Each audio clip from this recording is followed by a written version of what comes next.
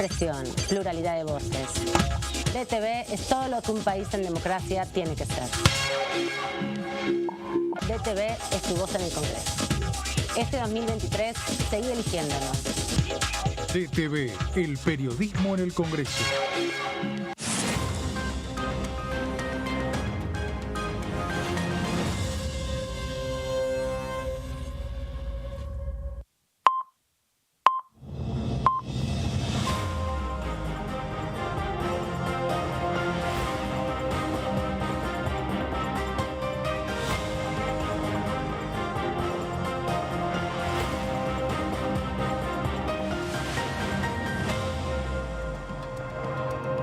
¿Cómo andan? Bienvenidos, bienvenidas. Aquí estamos en la tercera edición. Buen comienzo de semana, la última de este mes de agosto, así que empieza una nueva etapa a partir del 1 de septiembre, un nuevo mes, ya entrando en la recta final del año y con el mes específicamente donde se discute, se ingresa el presupuesto nacional para el año que viene. Todo esto en medio de las elecciones, ¿no? Porque recordemos que en octubre todavía nos queda votar. Obviamente, quién va a ser presidente o presidenta de la nación, una elección muy importante y que los candidatos y las candidatas vienen, si bien la campaña no se ha oficializado, trabajando y discutiendo y presentándose en relación a, por ejemplo, las medidas que lanzó el ministro de Economía, que es candidato a presidente por Unión por la Patria, y las respuestas que también dieron los distintos opositores al gobierno nacional y también candidatos, candidatas de la oposición, dando sus comentarios, sus miradas, sus críticas principalmente a este programa de medidas distributivas, redistributivas que planteó el Ejecutivo Nacional. Eso por un lado tiene sus repercusiones aquí en la Cámara de Diputados, vamos a hablar con algunas legisladoras sobre eso. Mientras tanto, aquí están con las diputadas que vamos a estar hablando, con Romina del Pla del Partido Obrero, del Frente de Izquierda, y con María Rosa Martínez del Frente de Todos de la provincia de Buenos Aires.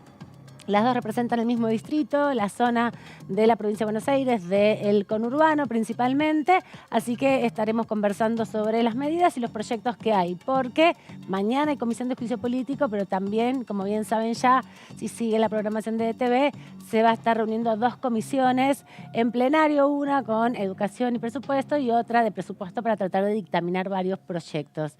Pero además decíamos, el mes que viene arranca el 1 de septiembre, se cumple el primer año del intento de magnicidio a la vicepresidenta de la Nación y eso también va a generar seguramente este 1 de septiembre reacciones y respuestas por parte de los distintos sectores de la política. Recordemos que en la última sesión se aprobó por unanimidad, bueno, justamente habilitar que se pericie el celular del diputado Milman, ¿no? Que lo había pedido la jueza Capuchetti. Así que todo esto va a estar sucediendo desde ahora hasta el viernes, una semana intensa que cierra también un proceso que es justamente el periodo de las elecciones PASO y abre otra etapa ya bien simbólicamente. Voy a saludar a mis colegas que están aquí ya ubicadas. Estamos viendo también que se está preparando nuestra primera invitada para venir al piso.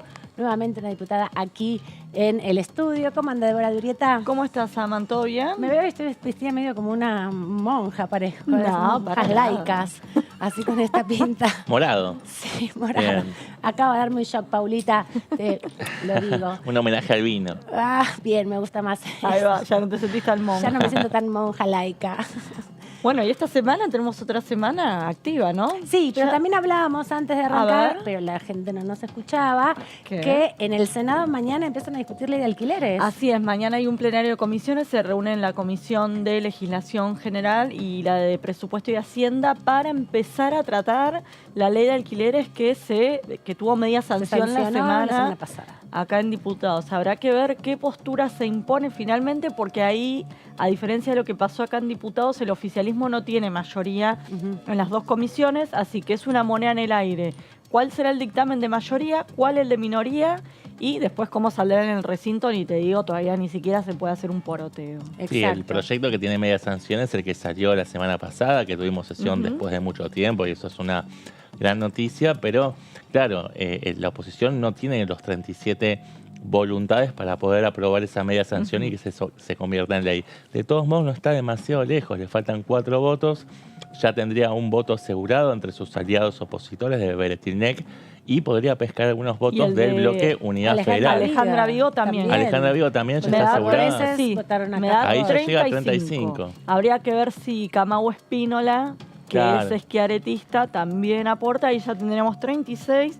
Sí, y hay después que está ver. Solari Quintana, Exacto, está el está caso Magdalena de Solari Cuellar. Quintana. Hay algunos votos más que se pueden tratar de A mí- arrimar para conseguir esos 37 En votos. Pero igual tiene que pasar por el dictamen. Exactamente, pero bueno, acá el dictamen de minoría fue el que finalmente se aprobó. Podría pasar algo similar. Lo que me dicen es que en el interbloque Unidad Federal, que es el que tiene a los 5 peronistas díscolos, si se quiere, que está Alejandra Disidentes. Vigo, exacto. Me dicen que hay 3 que les parece que la media sanción de acá de diputados les parece horrible. O sea, pulgar para abajo. O sea, serían 2. A mí me da que sería una Alejandra Vigo, que ya me dijeron que sí, que ya... Ella sí está descartada, sí, acá votaron a Por favor y dieron eso. quórum, todos Y hay los que ver diputados. por eso, para mí el otro, pero no lo tengo confirmado, Dale, porque apostá. están viendo, es Camagüe Espínola, y la que hay que ver es Solari Quintana, que suele Sí. ser aliada del oficialismo, pero que acá en diputados su bloque votó el dictamen que finalmente obtuvo media sanción. Sí, pero no dio quórum, hay que decirlo. No dio quórum, pero después así lo votó. que, bueno, sí, hay que ver cómo se da esa Exactamente, aritmética, tenés como justamente. miti-miti. Bueno, ahí tenemos dos Sí. posibilidades. Sí, en el Senado Alquileres son es varias, el ¿no? tema. Las comisiones que se están reactivando, a diferencia de diputados, que tuvo una actividad bastante sostenida, más allá de los bemoles que introduce, por supuesto, la coyuntura electoral, pero dentro de todo tuvimos una actividad pareja, intensa a lo largo del año, ¿no? Vamos a repasar lo que decía justamente Germán Sí. Martínez sobre este tema, la ley de alquileres, la media sanción.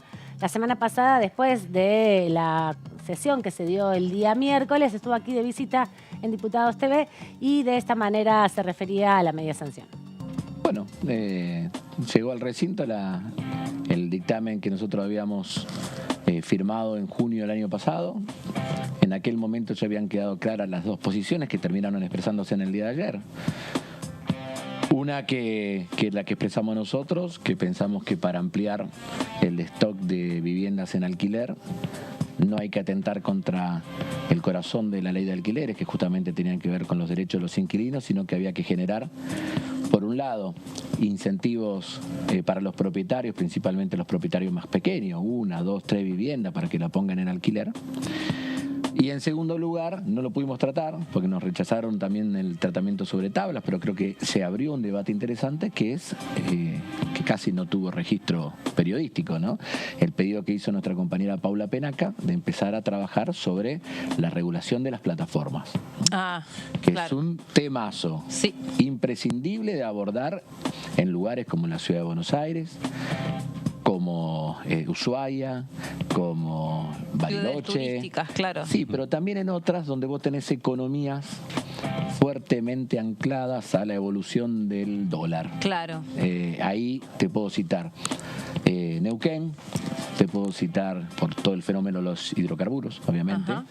Te puedo citar Rosario, ¿no? Con todo lo que se genera alrededor de la cuestión del campo. Entonces, es un tema muy interesante porque el proceso, yo lo dije en mi discurso, En España está regulado, ¿no? No, mirá, te agrego algo más. Hay regulaciones. Nosotros cuando vinieron acá, la jefa de gabinete de Portugal, estuvimos hablando del tema. En determinadas comunidades de España se está debatiendo el tema. En Alemania se está debatiendo ¿Y cómo el tema. son esas Pero experiencias? aparte te digo algo más, porque ayer fue muy... No, las experiencias son todas incipientes y complejas. Porque ok. después... Y hay una cosa que no es menor. Que acá lo único que vemos nosotros es el Congreso de la Nación. Pero hay un montón de elementos que se pueden tener en cuenta con legislaciones provinciales y también locales, que acá es como que está fuera del radar, ¿no? Digo, también eso, acordate que el famoso tema de Berlín respecto a una legislación de avanzada respecto al tema de alquileres, después tuvo fallo de la justicia en contra porque Berlín había asumido competencias que no le eran propias de la escala de gobierno de Berlín. Entonces también ahí hay que tener en cuenta Claro. cómo aportan los distintos niveles del Estado a tratar de solucionar este problema. Pero te digo algo que sobre 34 países, los 34 países más desarrollados, de acuerdo a la OCDE, en 23 hay regulaciones respecto a cómo tienen que subir los alquileres. Y en 13 de esos 34 te regulan cuál es el piso del primer contrato. O sea, te regulan el monto del primer contrato.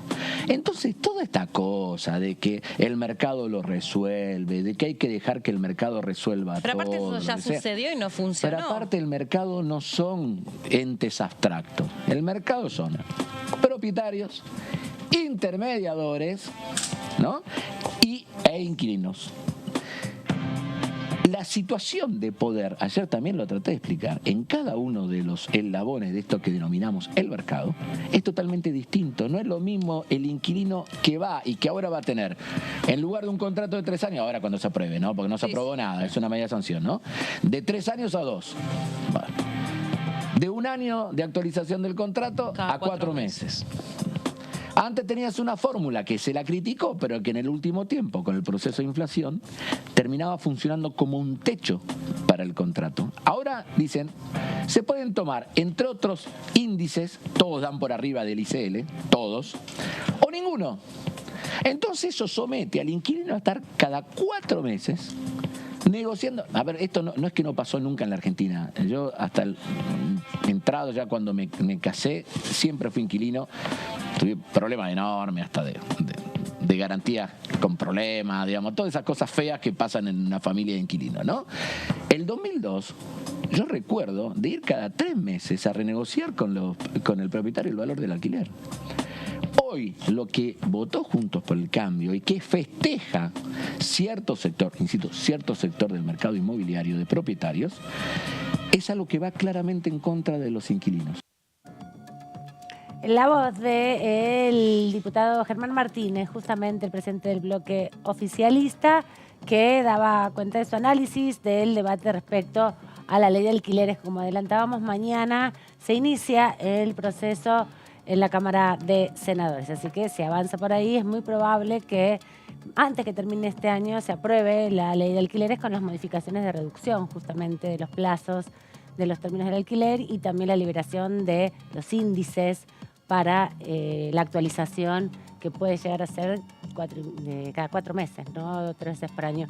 Tenemos a la diputada Romina del Pla, del Frente de Izquierda, aquí con nosotros. ¿Cómo estás, Romina? Bienvenida. ¿Qué tal? Bueno, acá, sí, viendo cómo toda la situación de vida de los trabajadores, los jubilados, está completamente cuestionada, ¿no? Con semejante devaluación de la semana pasada y cómo estas medidas que anunció el ministro Massa, digamos, podemos decir que es plan moneditas, porque plan platita le queda grande, sí, demasiado grande, y bueno, creo que justamente no resuelve ninguno de los problemas serios de confiscación de los ingresos y de traspaso, ¿no? De los ingresos asalariados, de jubilados, de desocupados, hacia las patronales, hacia los bancos, hacia las grandes empresas de alimentos que han metido tremendos aumentos, y por lo tanto, bueno, lejos de que me parece que esto sirva para producir algún tipo de resarcimiento, de recomposición, ¿no? Y bueno, creo que el descontento y el enojo está muy fuerte también, ¿no?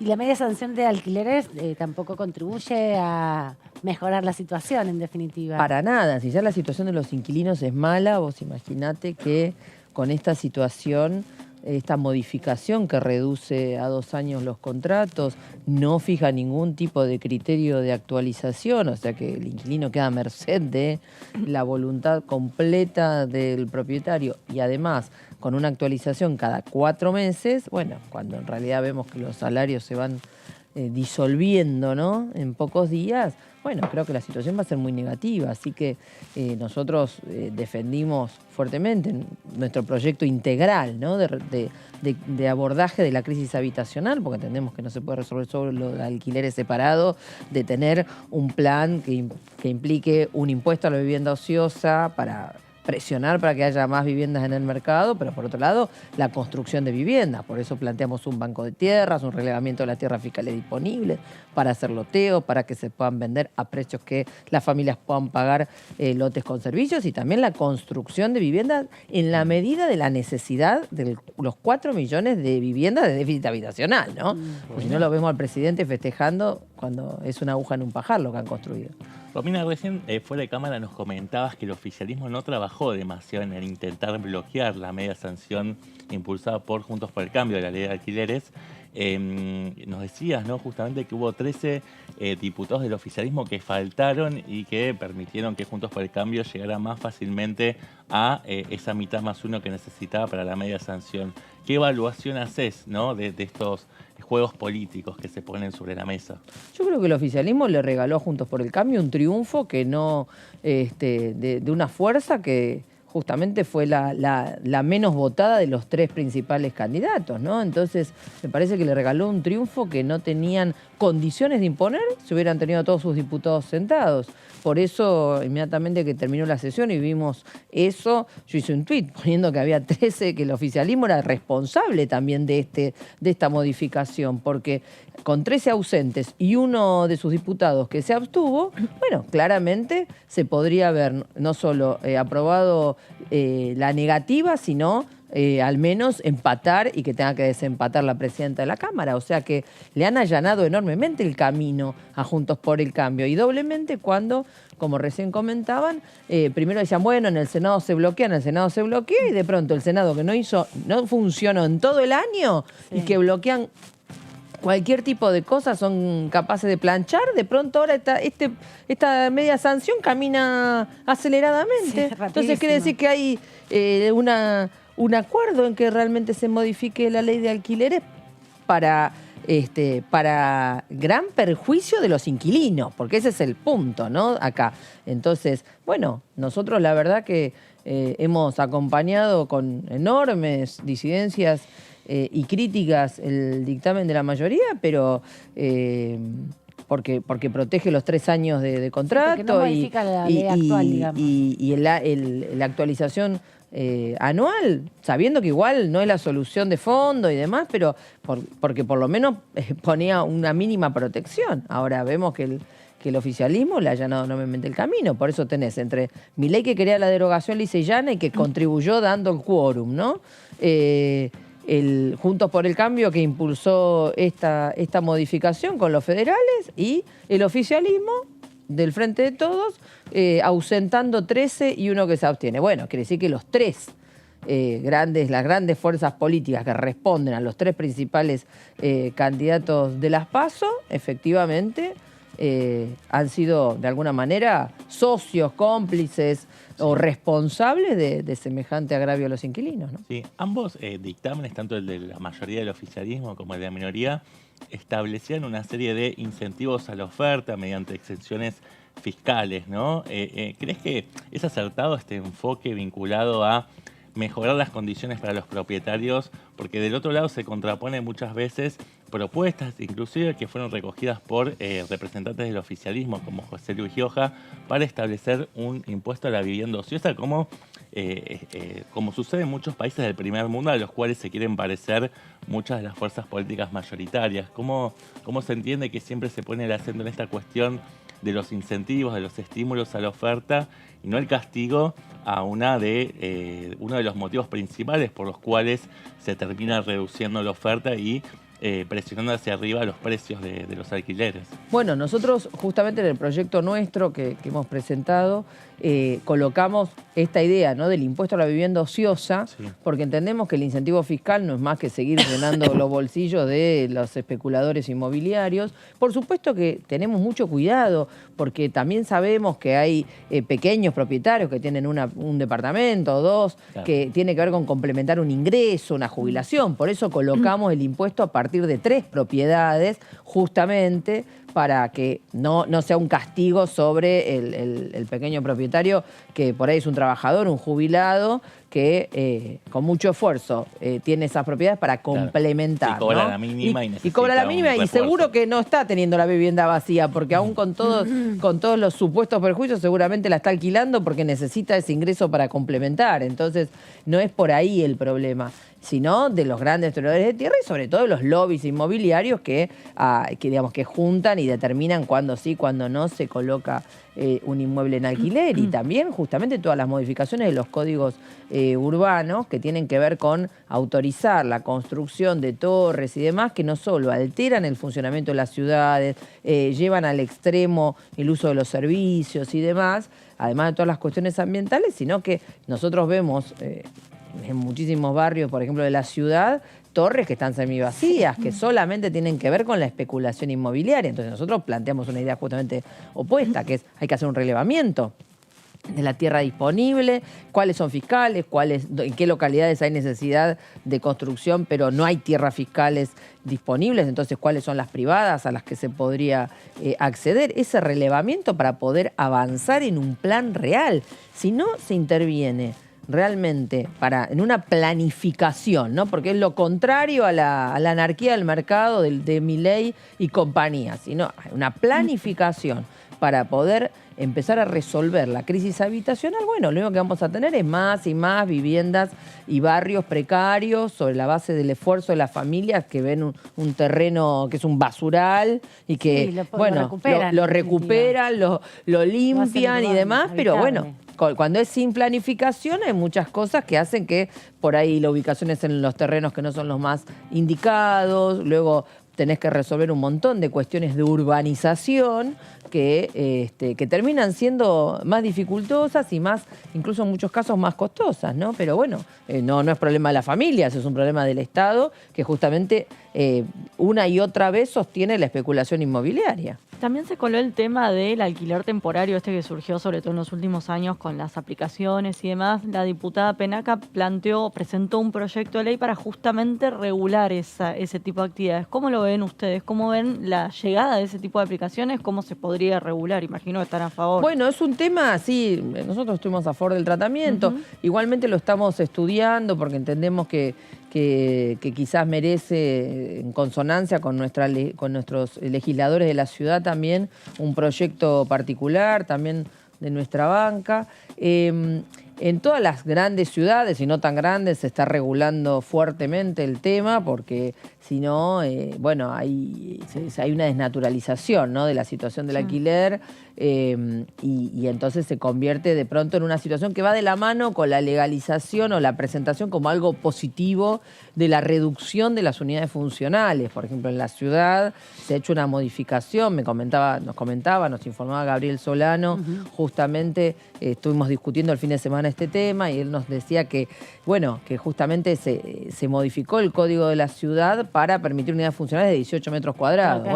Cada vez más chiquitito, es Tokio, ¿no? Claro, y bueno, y hay una tendencia a tratar de presentar, sobre todo en las ciudades importantes de distintos países, como una gran ventaja el mini piso, el mini departamento, ¿no? Que en realidad es una forma de justificar la especulación inmobiliaria, que ningún trabajador, familia trabajadora y demás, aunque sea incluso profesional y tenga un ingreso medio, puede acceder a una vivienda como corresponde, y por lo tanto hay una romantización cada vez mayor de la mínima, de la vivienda a la mínima escala, ¿no? La precarización de las condiciones de vida. Totalmente. Y bueno, y viene de la mano de el planteo también de permitir una reorganización de los edificios en la zona del microcentro. Bueno, pero el punto no es, no estamos en contra de que se refuncionalice, si hay una necesidad de una reutilización y demás, aparte sobre una vivienda construida, sobre un edificio construido que se puede refuncionalizar. Que hay acá de la cantidad de edificios vacíos. Claro,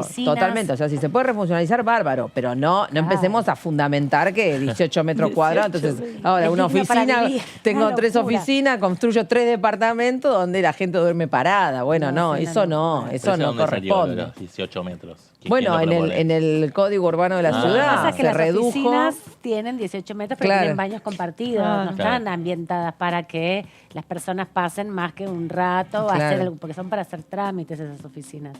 Y como quieren reconvertirlas en la ciudad, pero bueno, también es una situación donde pone nuevamente en evidencia la cuestión de lo urbanístico. La Comisión de Vivienda nunca se...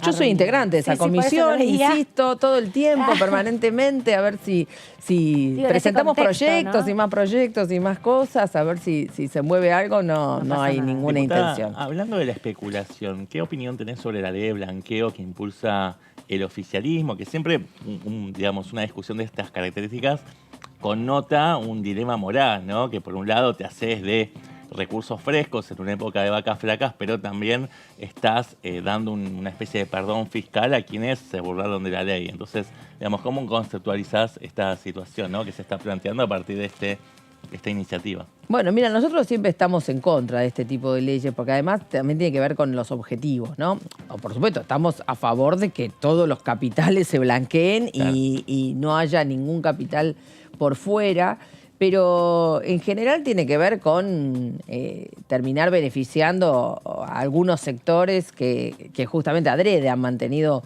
su dinero, sus recursos, sus capitales ocultos.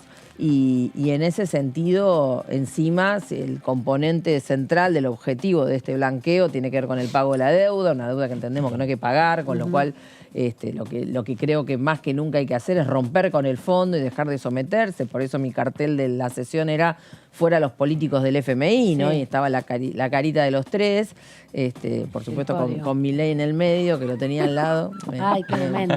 Fue la postal del día. Tuve un... Es la postal de todas las sesiones, ¿no? Siempre lo tienen al lado a Milei. Sí, eso sí, pero lo loco era esto del cartel. Está en el cartel y lo tenías ahí. El cartel con justamente el representante digamos, más votado en la última elección, que representa justamente un plan de guerra completo contra la población trabajadora, los jubilados y la juventud, aunque muchos de ellos lo hayan votado. Tenemos una gran contradicción, un gran problema, que es que la ruptura y la derrota de los que gobiernan y los que gobernaron, creo que ahí está claro que hay un voto de ruptura y de enojo con los responsables, ¿no?, de haber gobernado. Sin embargo, bueno, tiene la contradicción de que en lugar de haber venido, por ejemplo, hacia la izquierda, que potencialmente nosotros veíamos ese proceso de ruptura y decíamos, hay que colocar al frente de izquierda en condiciones de poder receptar esos votos, bueno, en relación a ese voto potencial no nos fue muy bien. Eso, ¿qué la pasó? realidad. Hace 2 años ustedes fueron la tercera fuerza más votada. ¿Cómo lo explicás que el voto se vuelque justamente para el otro extremo? Digamos? Hay dos cosas. Por un lado es el trabajo de instalación que han hecho y de confusión de Milei y compañía.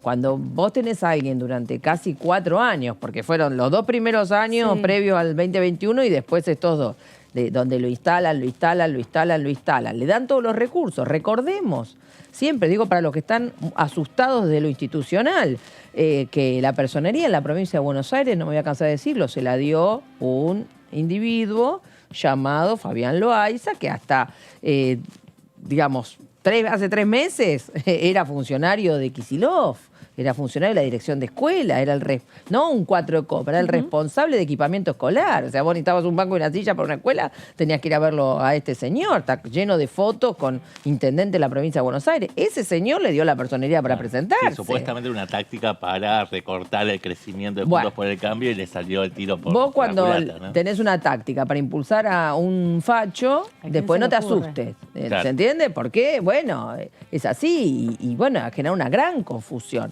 Y una gran confusión, porque justamente mucha gente que incluso te milita o te explica la escuela voucher, ha pasado con alumnos, con pibes que conozco, te dicen la escuela voucher, no saben realmente qué significa que se financie la demanda y no la oferta, y que se financie la idea de que alguien puede elegir. En realidad no es que puedes elegir, porque para ir a la escuela que supuestamente aspirarías te van a pedir que pongas un copago y eso significa el cierre de un montón de escuelas. Bueno, todo eso no está claro en muchos de los votantes. Y la principal confusión a veces en ese segmento de los jóvenes, digamos, que se van a quedar, por ejemplo, que es de distintas edades, pero creo que en la juventud ha calado, pero ojo, también en trabajadores, en sectores medios, digamos, en distintos sectores, aún en adultos. Pero el punto es, nosotros venimos dando un debate en el Frente de Izquierda. Justamente decíamos, ojo, si el Frente de Izquierda no se delimita fuertemente de los que gobiernan, si no delimitamos que justamente, a diferencia de lo que la derecha viene agitando, diciendo que el kirchnerismo es de izquierda, entonces tenemos el mote del fracaso del kirchnerismo en el gobierno. Si no, vamos a una delimitación clara, a que quede claro que no tenemos nada que ver con el fracaso del gobierno, bueno, vamos a tener dificultades para receptar y por eso insistimos con un congreso, hicimos un gran plenario junto al MST y dimos este debate al interior de las PASO, bueno, dado que no aceptaron nuestros compañeros otros mecanismos. Bueno, creo que es un debate que hay que seguir dando porque el Frente de Izquierda justamente tiene la posibilidad de postularse como una alternativa para ser un factor de reagrupamiento y para ser también, digamos, junto a todos los que tenemos que convocar a luchar contra esas medidas de ajuste del gobierno, de los que se postulan para gobernar y demás, y que tenemos que impulsar fuertemente ese Frente Único, también, bueno, el voto al Frente de Izquierda es una reserva contra todo eso también, esas políticas que me parece que va a ser muy importante contabilizarlo, ¿no? Pero para la izquierda no se convierte en un actor más protagónico, ¿no? Debería sumar volumen político. Por ejemplo, que no solamente dentro del Frente de Izquierda entre en la izquierda trotskista, ¿no? Empezar a incorporar otras expresiones del campo popular, progresista y conformar un bloque político que por ahí exprese, bueno, algunas contradicciones, como lo es el peronismo. Digo, no tiene que ser no tiene que hacer una construcción en espejo del peronismo para nada, no estoy sugiriendo eso, pero digo, tratar de lograr un bloque político más amplio. Pero el problema que vos tenés en Argentina es que el centroizquierda se ha diluido. El centroizquierda está incorporado a las fuerzas que llevan adelante Bueno, hay expresiones políticas de izquierda que no son trotskistas, con una mirada más latinoamericanista, si se quiere. ¿Y dónde están? Están más cerca del kirchnerismo. ¿Sí? Ah, bueno, por eso, están todos sometidos al kirchnerismo, ¿entendés? El problema es que aquí, durante todos estos años, el gobierno, el peronismo, el kirchnerismo especialmente, hizo una política de cooptación de los movimientos, de partidos y demás, que han terminado todos sometidos y justificando las cosas más absurdas y más contrarias a los derechos que se dicen defender, y por eso han encontrado un callejón sin salida, y no solo eso, sino que son completamente impotentes para enfrentar a la derecha. Y este es el punto, que nosotros lo venimos advirtiendo.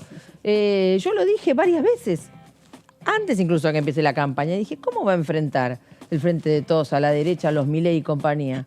¿Cómo los puede enfrentar si les está allanando el camino para que avancen? Y si además está llevando adelante las medidas que hacen que la población obviamente diga, con este gobierno no vamos a ningún lado, nos han estafado. Entonces ahí nosotros tenemos, bueno, todo un campo para desenvolver desde la izquierda, en nuestro caso del Partido Obrero, estamos muy preocupados por este tema y estamos organizando las barreras. Yo creo que la clave de ampliar el volumen político no son los figurones que han capitulado ante la fuerza del régimen, sino el volumen político viene de los sectores que se dan cuenta que hay que salir a luchar, los que están reclamando en sus sindicatos, cuando las centrales sindicales están completamente entregadas al gobierno. La CGT sacó un comunicado apoyando las medidas de Massa antes que Massa las anuncie. Es fantástico, fantástico. En lugar de reclamar el aumento de los salarios para que el salario mínimo llegue por lo menos a la canasta de pobreza y no esté en 110.000 pesos. 110.000 pesos el salario mínimo.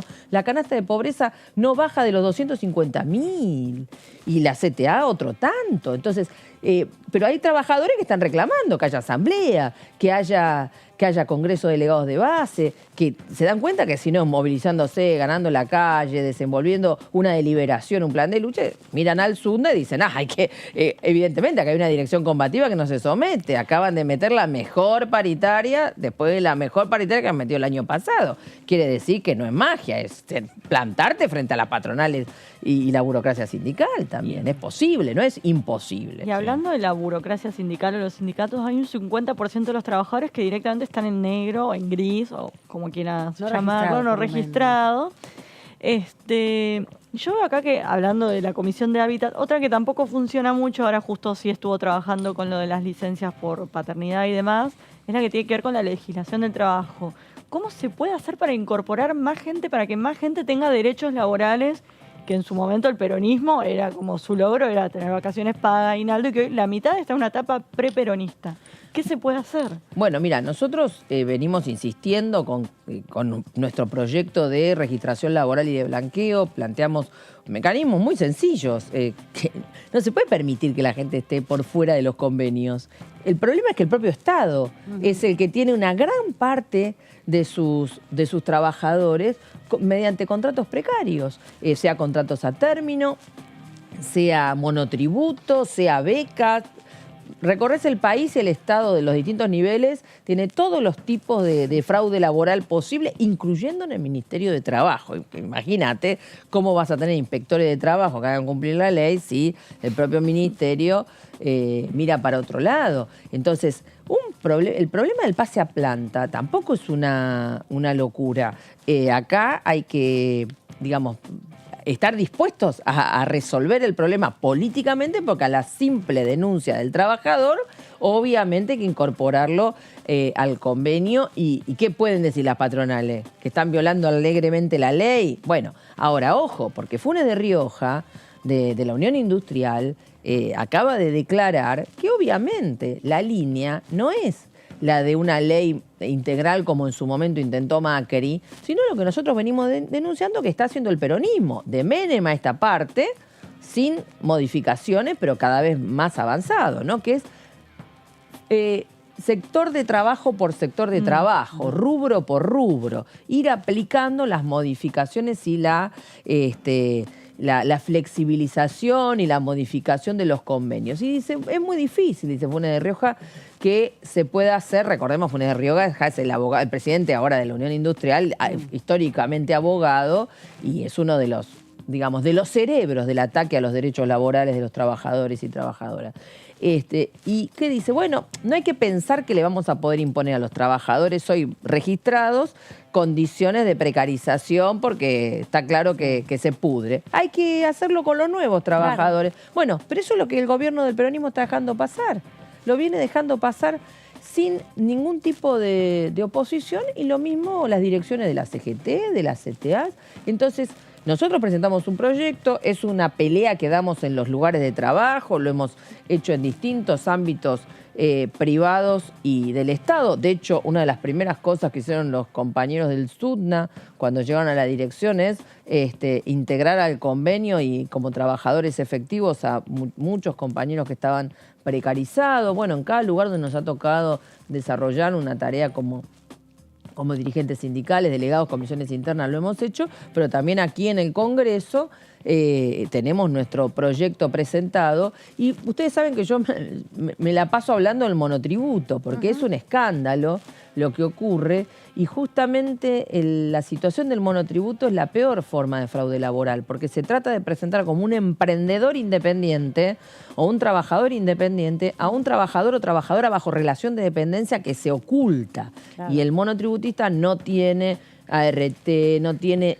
ningún tipo de derecho, es más, paga para trabajar. Esto es un escándalo, y sin embargo en las medidas de ahora se han presentado como que los eximirían de las cargas fiscales por 6 meses. Es gravísimo, son chirola, ni monedas, y se lo presenta eso como un impulso. Eso sí, le plantean que el que quiere se puede endeudar. Ahora, después los créditos hay que pagarlos de alguna manera, con los salarios que hay, evidentemente no se puede. Entonces creo que este punto es clave, y al revés de la idea que se trata de instalar, de que el problema de que no hay mejores salarios o que no hay mejores condiciones laborales son el exceso de derechos, al revés, justamente lo que hay es falta de derechos, y esta loa a la precarización laboral incluso a veces puede algún joven o trabajador que está pleno, todavía alguno por ahí lo puede seducir la idea de que bueno, uno siempre está en plenas condiciones, y si el que no trabaja no quiere. Pero cuando ya uno tiene un poquito más de años se da cuenta que la situación no es tan sencilla, y que efectivamente la lucha que se ha dado durante décadas en este país, a nivel internacional, pero en Argentina como una expresión muy profunda, por conquistar derechos de los trabajadores, ha sido muy importante. Y ojo, han sido conquistas de los trabajadores y trabajadoras. No han sido otorgados graciosamente por ningún gobierno, por ninguno. Y esto es importante, porque quiere decir que esa lucha de nuestros antepasados, no tan lejanos, debe ser comprendida y defendida. Y en este sentido, para aquel que hoy no tiene derechos, hay que pelear para que los tenga. no para que se los quiten in eternum o para que se los quiten a quienes los hemos conquistado. Romina, hablando de derechos. Bueno, tenemos que Dale, terminar. Haz la pregunta. No, te voy a una pregunta. preguntar. Hablando de derechos, el año pasado se hablaba mucho de este proyecto de salario básico universal. Ahora parece que se corrió totalmente la agenda y estamos hablando de si se privatiza o no el CONICET, si se habilita o no la aportación de armas y demás. O sea, hay comida para los comedores. Claro. ¿Qué mirada tenés sobre ese proyecto que, bueno, ahora ya quedó, digamos, sepultado por otros temas? Mirá, nosotros peleamos por un lado por un subsidio a los desocupados y por otro lado por el trabajo genuino. Creo que la incorporación plena es lo que hay que hacer. Sí. Justamente el peligro que nosotros planteábamos en relación a proyectos de ese tipo es que se termine generalizando la idea de un trabajo informal a medias, ¿no? Y eso creo que viene muy de la mano de estos intentos de reforma que digamos que están tratando de llevar adelante las patronales y que sectores, no solo los que gobiernan que los dejan pasar, sino también tanto Juntos por el Cambio como la derecha de los Milei y compañía, creo que ven con muy buenos ojos. Entonces hay que tener cuidado en eso. Bueno, Romy, gracias. Gracias también. Muchísimas gracias a ustedes. Por la seriedad de la última respuesta. Tenemos que presentar a nuestra próxima entrevista de esta manera.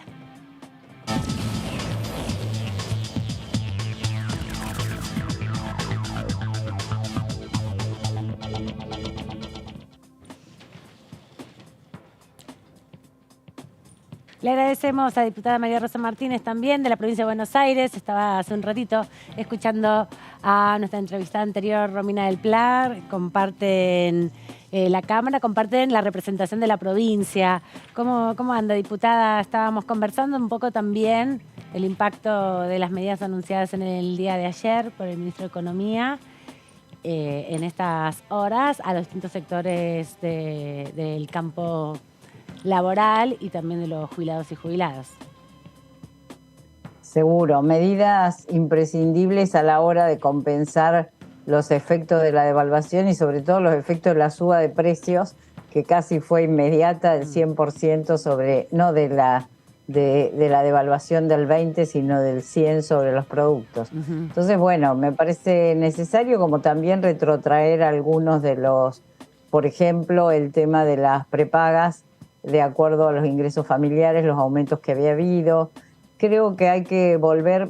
Mira, yo pienso que desde el momento en que Guzmán renunció en adelante ha habido como una sucesión de intentos desestabilizadores de nuestro gobierno y seguimos en ese plano, ¿no? Hasta el mismo Milei habla de que Juntos por el Cambio pretende desestabilizar al gobierno. Así que la verdad que me preocupa porque el interés de los argentinos y las argentinas de vivir bien se ve conmocionado permanentemente por este tipo de prácticas, no solo económicas, sino también violentas, como vivimos la semana pasada, ¿no? Diputada, y respecto justamente a el contexto actual, las medidas de gobierno, con la diputada del Plar repasábamos que ha habido una transferencia muy grande de ingresos de los sectores trabajadores hacia los sectores más concentrados de la economía. Estamos cerca de las elecciones en octubre y cree que llegó a tiempo esta reparación de algún modo, que alcanza para la discusión política en estos contextos, que puede generar algún efecto en relación también a la comprensión social del contexto en el que estamos. Mira, nosotros venimos solicitando estas medidas desde creo que antes de octubre del año pasado y con varios reclamos públicos en actos, en reportajes, en actividades varias. La famosa suma fija que implicaba ir compensando esta transferencia de recursos al sector del capital, al sector concentrado. En realidad, yo creo que los contextos han ido dando pauta de por dónde andábamos, la situación de las reservas muy estricta, que no es para que la entendamos todos, sino para que sepamos que la propuesta de ir acomodando pago de deuda con PBI y con ingresos, garantizando volver a recuperar el poder de los salarios, que es lo que moviliza la economía, no ha sido tomado en cuenta, ¿no? Por un lado, Cristina Fernández de Kirchner planteaba esto y también planteaba que el fondo nos ayudara a identificar los capitales que fugaron. Sí. Aquellos que fugaron apenas se contrajo la deuda Macri con el Fondo Monetario Internacional. O sea que, y la verdad que dar tantas explicaciones en situaciones adversas es muy complejo. Yo creo que sí puede generar un alivio, por ejemplo, el incremento de la UH, de la tarjeta alimentar, de los jubilados, que en paralelo valoran enormemente la posibilidad de los remedios gratis, o un volumen importante de remedios gratuitos. Y también alivia el bolsillo de los trabajadores que tienen menores ingresos. Me parece que todo eso, junto con el potenciar, no puede ser desmerecido, tal vez tardío y tal vez insuficiente, a la hora de compensar con el tema de los precios, ¿no? ¿Qué tal, diputada? Débora Brieta la saluda. Al pasar, Hola. ¿Cómo va? Recién mencionó a uno de los candidatos a presidente, Javier Milei. Mi duda es si no hay una autocrítica por parte de la dirigencia política, del oficialismo, de que haya tenido tan buen resultado una figura que justamente plantea lo opuesto a lo que viene planteando sobre todo el Frente de Todos, que tiene que ver con esto de el Estado te cuida. Justamente tenemos como ganador, por lo menos de las PASO, una persona que se muestra totalmente en contra del Estado. Sí, bueno, el fenómeno de Milei es un fenómeno a nivel internacional que expresa sobre todo una descalificación hacia la política, un cuestionamiento hacia la política y una especie de rebeldía en la cual no están de acuerdo los que han votado a Milei, porque, por ejemplo, con el tema del rol del Estado, con el tema de las empresas nacionalizadas como YPF o aerolíneas, a la hora de preguntarle a las personas que votaron a Milei si estaban de acuerdo o no estaban de acuerdo. Creo que es ese tono de rebeldía. Algunos pibes decían, buscamos libertad. Y tal vez se busca cambio. No entiendo la autocrítica. Nosotros vamos a seguir sosteniendo que el rol del Estado es fundamental, que la redistribución tiene que ver con políticas públicas activas, claro, que queremos universidad pública, pero secundario público, salud pública, muchos de los y votantes, sistema previsional pero público. Primero que los votantes de Milei no son solo jóvenes rebeldes, sino gente que quizás manda a sus hijos al colegio público y resulta que o tiene paros o se le cae el techo, entonces el Estado no le resuelve la educación pública, quizás se va a tomar el tren y también lo mismo, hay demoras, hay paro, no está en condiciones el tren, quizás no tiene seguridad, vimos muchos casos de inseguridad justamente en la previa a las elecciones, quizás no tiene alumbrado en el barrio en el que vive. Digo, hay una ausencia del Estado para muchos de los votantes de Milei. Yo creo que el Estado no ha podido resolver todo y sobre todo centralmente el tema de la desigualdad y el tema del país productivo que necesitamos. Y también es cierto que hay una cuestión emocional a la hora de votar que no tiene que ver con una racionalidad tan fina. Si vos le preguntás a cualquier pibe de escuela pública si quiere seguir en la universidad, que en general sí lo quieren, y si valora la posibilidad de la universidad pública, nos va a decir que sí.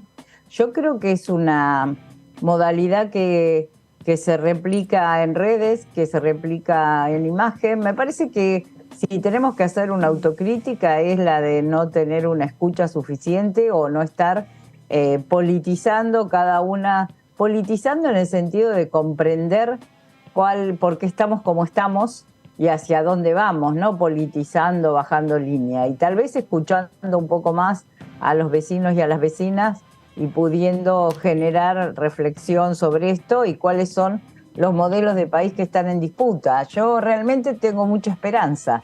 Creo que este periodo corto nos va a permitir mejorar en ese sentido. También es cierto que hay muchos votantes que no fueron a votar. Mucho voto en blanco, mucho voto incierto. Bueno, veremos qué pasa. Nunca hay que dejar de luchar por lo que uno cree. Y bajo esa consigna creo que estamos trabajando. Diputada, ¿qué tal? Sebastiana Díaz te saluda.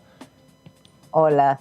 ¿Qué tal? Diputada, usted forma parte de la Comisión de Derechos Humanos y Garantías y bueno, uno de los temas que están en boga porque es caballito de batalla de la candidata a vicepresidenta, el candidato más votado es el negacionismo, ¿no? Sobre los crímenes de lesa humanidad, sobre lo que significó y sigue significando la memoria del terrorismo de Estado. ¿Te preocupa que la sociedad esté legitimando en las urnas un concepto tan peligroso y tan penoso como este que tiene que ver con el negacionismo y que eso pueda sembrar el terreno para un proceso de políticas de impunidad nuevamente en la República Argentina y de redención de los genocidas?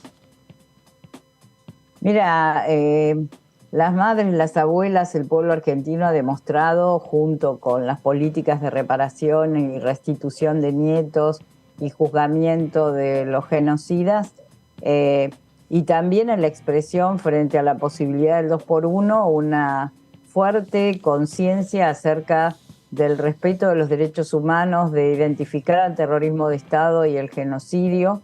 Y me parece que en realidad el riesgo es que el negacionismo que intentó instalarse por primera vez este 24 de marzo, escuchamos de Villarreal un discurso negacionista durante el homenaje y a los desaparecidos y la recordación del 24 de marzo como Día Nacional de la Memoria.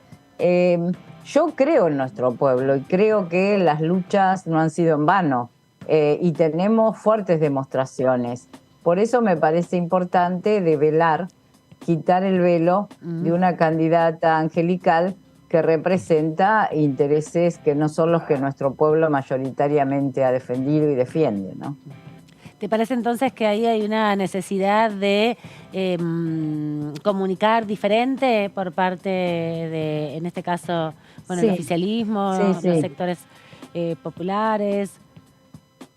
Mira, ha habido bastante difusión este fin de semana, sobre todo, de cuáles son los antecedentes, la trayectoria política de la diputada Villarruel. Y yo creo que más que un tema personal, es un tema de representación de un sector, el sector militar, desde el cual proviene familiarmente y de causas que ha defendido que van en contra de la memoria, la verdad y la justicia que nuestro pueblo ha sabido encarnar tan fuertemente, ¿no? Quería aprovechar también y preguntarte un poco de actualidad parlamentaria. Mañana hay nuevamente comisión de juicio político, vos estás ahí.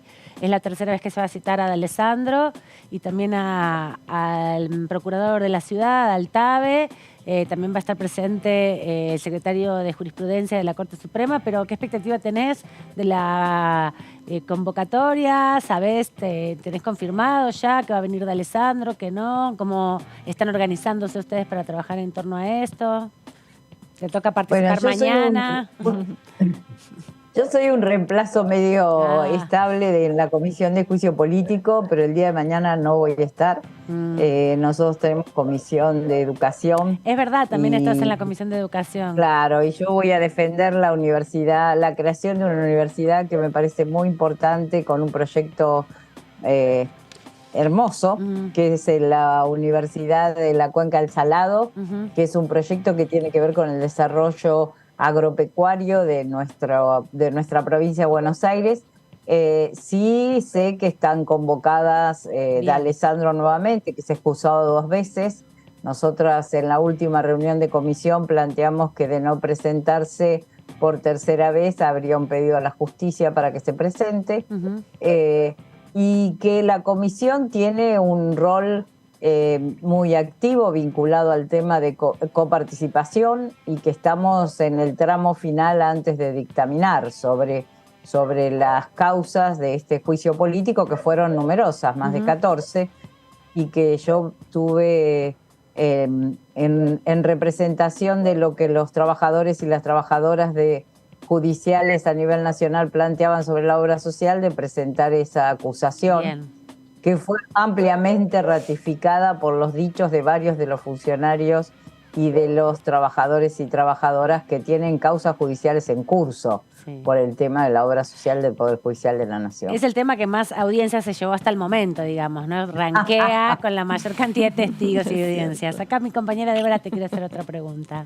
No, ¿y qué evaluación hace? Ya estamos casi en la recta final de lo que sería el juicio político, más allá de que sabemos que al menos por ahora los números para votarlo en el recinto no están. ¿Qué conclusión saca de todo este proceso? Mira, para mí fue un proceso en el cual escuché muchas cuestiones que creía que no existían, de impunidad, de falta de criterio administrativo, lógico, de adhesión a la ley, por ejemplo.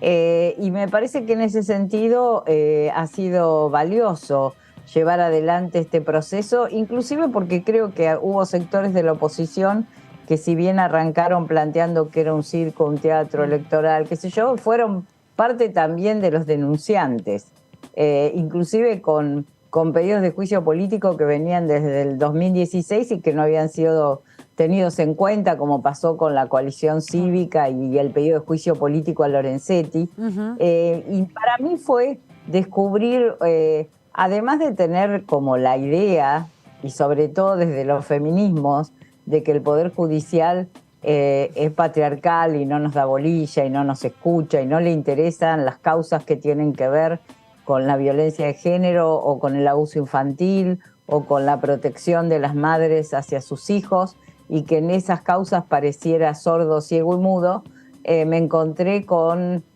cortesanos que abiertamente infringen la ley. Y me parece que eso sirvió para que la ciudadanía, a través de la transmisión en vivo y de las noticias en diarios, pudiera ir haciendo esa misma lectura, y tal vez otra parte de la ciudadanía diciendo cómo están juzgando a la Corte ese poder casi intocable, pero no intachable. Yo creo que fue valioso, que es valioso, y que hay que iniciar las cosas cuando las circunstancias apremian, como en este caso, y creo que lo de la coparticipación, más los chats, más la difusión de los chats, más la licencia de Alessandro, la renuncia de Alessandro, y la impunidad con que Robles y el cinismo con el cual se presentó en la comisión, y después las repercusiones de una semana completa de noticia de tapa o de interior del diario Clarín y La Nación, demostró que no es una figura tampoco destacada dentro de esa estructura, y que tuvo una defensa pública de aquellos que están interesados en que no se lleve adelante ningún cuestionamiento hacia el Partido Judicial. Así que creo que ha sido importante, me parece que llegar a dictamen también lo es, y bueno, paciencia, las luchas son largas, a veces uno querría que se resuelvan en el trayecto en el que uno está en esa batalla, pero no es así.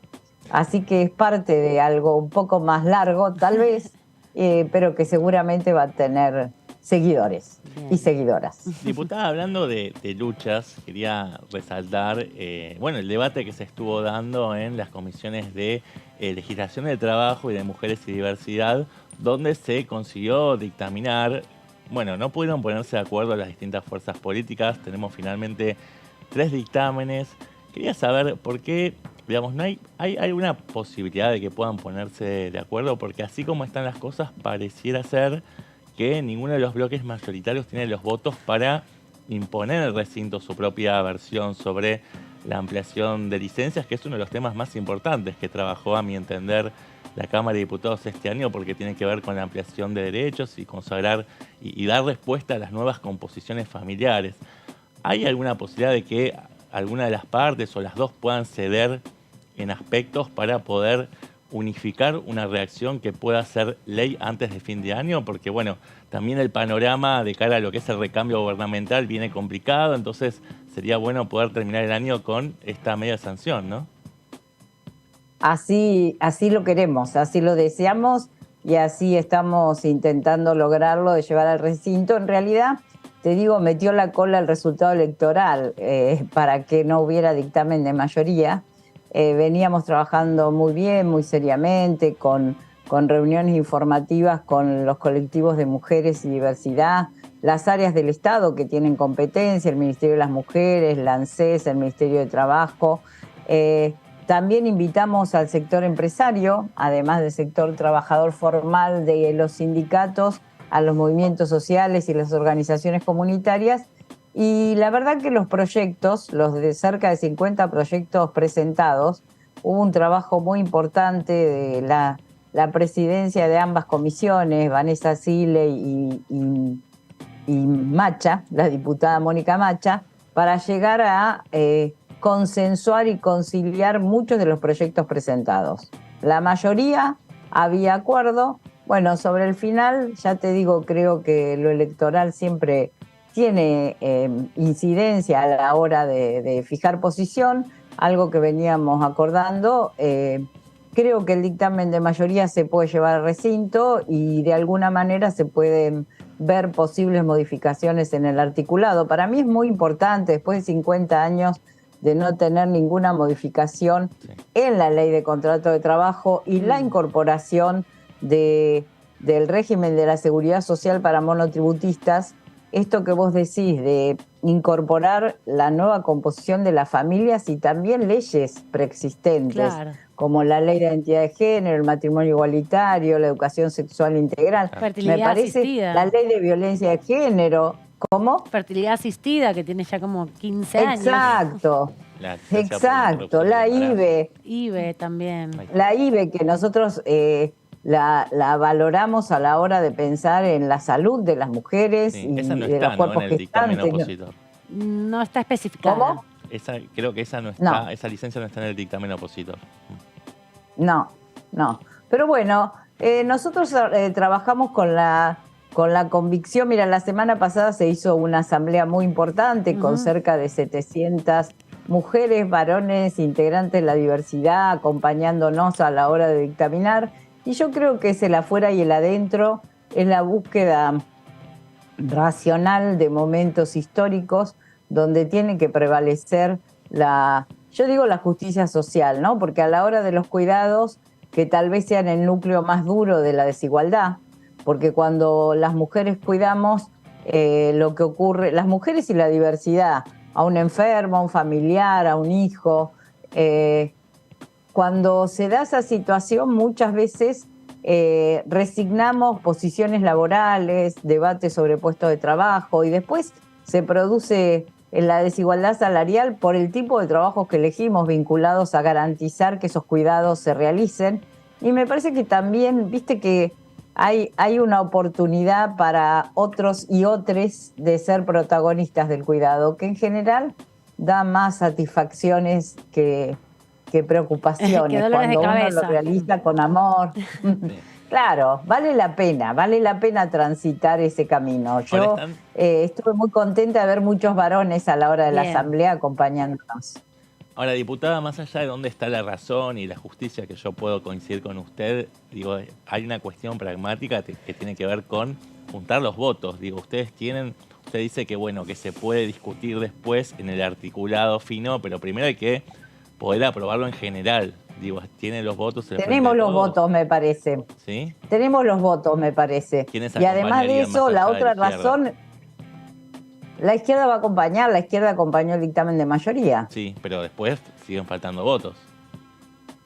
Bueno, en eso estamos. Ayuden, en eso estamos. Trabaja fuerte la diputada en conseguir los votos. Exacto, la otra razón es la económica y en la última reunión de comisiones estuvo el diputado Heller explicando qué significaba el 0,07% del PBI, como para que nos dejemos de hablar de finanzas y hablemos de personas. Bien. Además, también lo que planteabas, ¿no? Hace muchos años, por lo menos desde la recuperación democrática, es una demanda las tareas de cuidado, cambiar la perspectiva sobre las tareas de cuidado, y ha habido muchos momentos a lo largo de esta historia democrática donde se ha intentado, ¿no?, modificar las licencias, sobre todo ampliar las licencias para las personas no gestantes, concebimos ahora, pero incluso en ese tiempo, en los 90, en los 2000, principalmente para los varones, ¿no?, porque la recarga sobre las mujeres cuando acababan de parir era muy grande. Eso no solamente estar bien, atender al bebé, sino también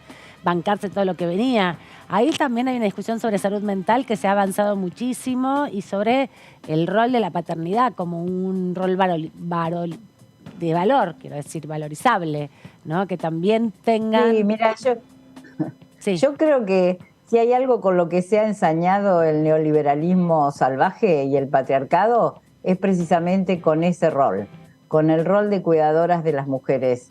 Y ni que hablar del rol de cuidado comunitario. Todas cuestiones, el familiar, el comunitario, el social, todas cuestiones no pagas. Exacto. Y que generan una desigualdad de ingresos. ¿Viste? Después hablamos de economía feminista, feminización de la pobreza.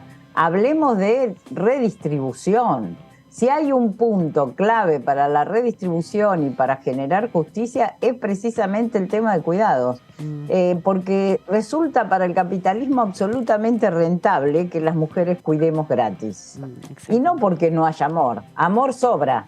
Lo que no hay es ingreso suficiente. Entonces me parece que ese paso es un paso de dignidad que tenemos que poder dar. Estamos buscando los votos, compañeros periodistas. Ayuden. Nosotros preguntamos a todo el mundo, nosotros le preguntamos a todo el mundo su posición, así que estamos por lo menos contribuyendo a que se discuta públicamente en este canal y acá los compañeros han dado detalles de cada uno de los propios proyectos. Así que gracias, María Rosa, y seguro te cruzamos mañana en la Comisión de Educación, que es a las 5. Gracias a ustedes, gracias por comunicar, gracias. Adiós. Bueno, nos vamos rápido a la pausa, porque metimos 2 entrevistas así al palo. Vamos a descansar un minuto, ustedes también vayan a descansar 2 segundos, pero vuelvan, que tenemos en la pausa mucho. vamos a buscar votos. Vamos a buscar votos, te mandaron a laburar.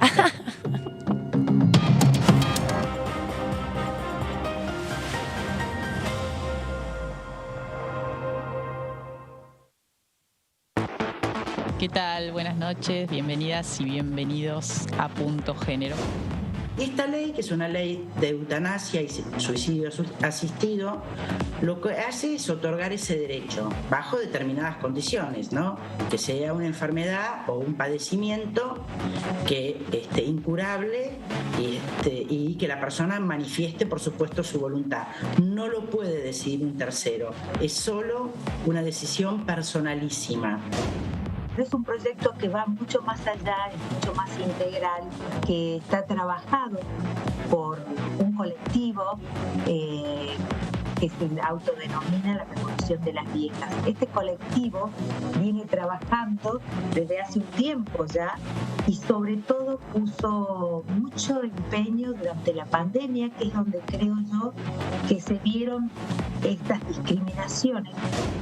La cantidad de efectores de centros de salud que ofrecen este servicio, ¿en cuánto aumentaron? Se duplicaron desde la sanción de la ley.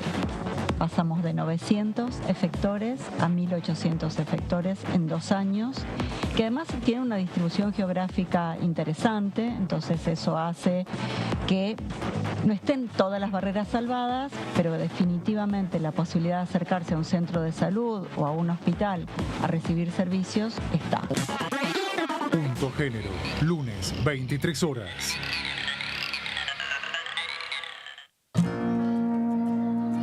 Para hacer grande un país hay que vencer desafíos que parecen imposibles.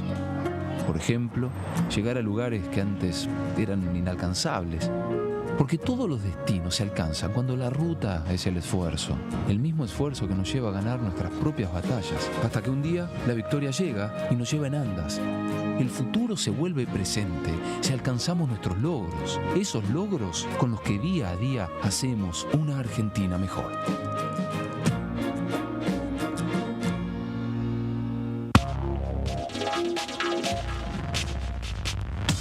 DTV es información, es diálogo y es análisis. DTV es pluralidad de voces y es libertad de expresión. DTV es federalismo. DTV es todo lo que un país en democracia tiene que ser. DTV es tu voz en el Congreso. Este 2023 seguí eligiéndonos. DTV, el periodismo en el Congreso.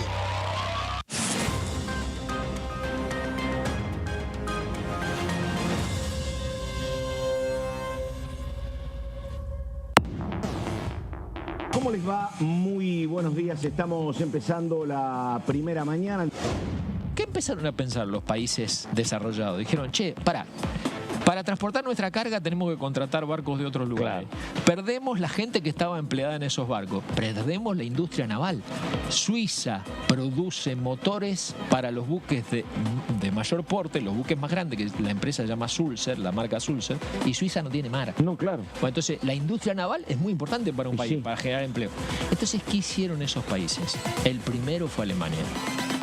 Creó su segunda bandera de registro con menos impuestos en otro lugar. ¿Quién lo siguió? Italia. ¿Quién lo siguió? España. Escuchaba también con respecto a la importancia de los proyectos universitarios, no solo a nivel educacional, que es importantísimo, sino con un nuevo diseño de país federal, es decir, el arraigo. Hay que ver que nosotros tenemos proyectos para universidades de Córdoba, proyectos presentados paradójicamente en el caso de Córdoba por el radicalismo de Córdoba. DTV, primera mañana, de lunes a viernes.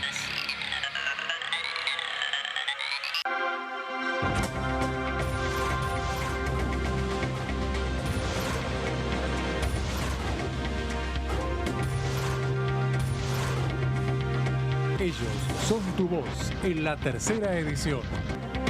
DTV, el periodismo en el Congreso. Generamos trabajo registrado para más de 1 millón de personas desde el comienzo de nuestra gestión. Y detrás de ese dato, estamos construyendo una Argentina justa e igualitaria.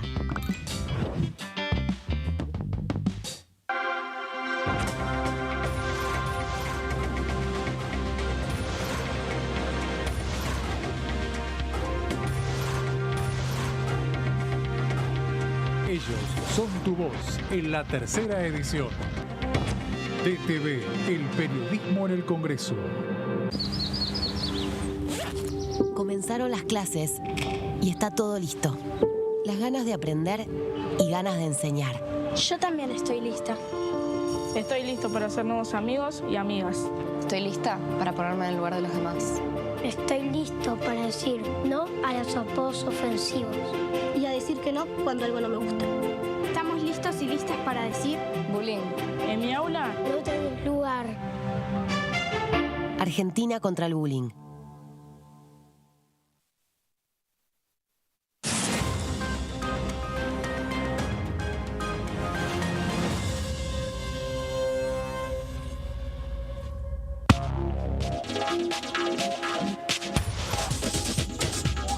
Punto Género, lunes, 23 horas. Alcanzamos el Producto Bruto Interno más alto de los últimos 5 años, con un crecimiento del 5% en 2022. Y detrás de ese dato, seguimos creando empleo en cada rincón de la Argentina.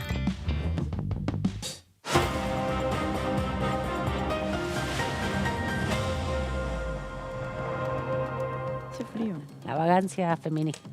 Acá estamos nosotros conversando fuera del aire. Estaba por decir algo incorrecto, pero no lo dije, me callé justo a tiempo. Sebas. Estábamos conversando con Sebas de la Universidad Pública de la Universidad de Buenos Aires, porque ambos somos egresados de la Universidad de Buenos Aires, que tiene, bueno, ahora un nuevo plan de estudios, no sé si te acordás.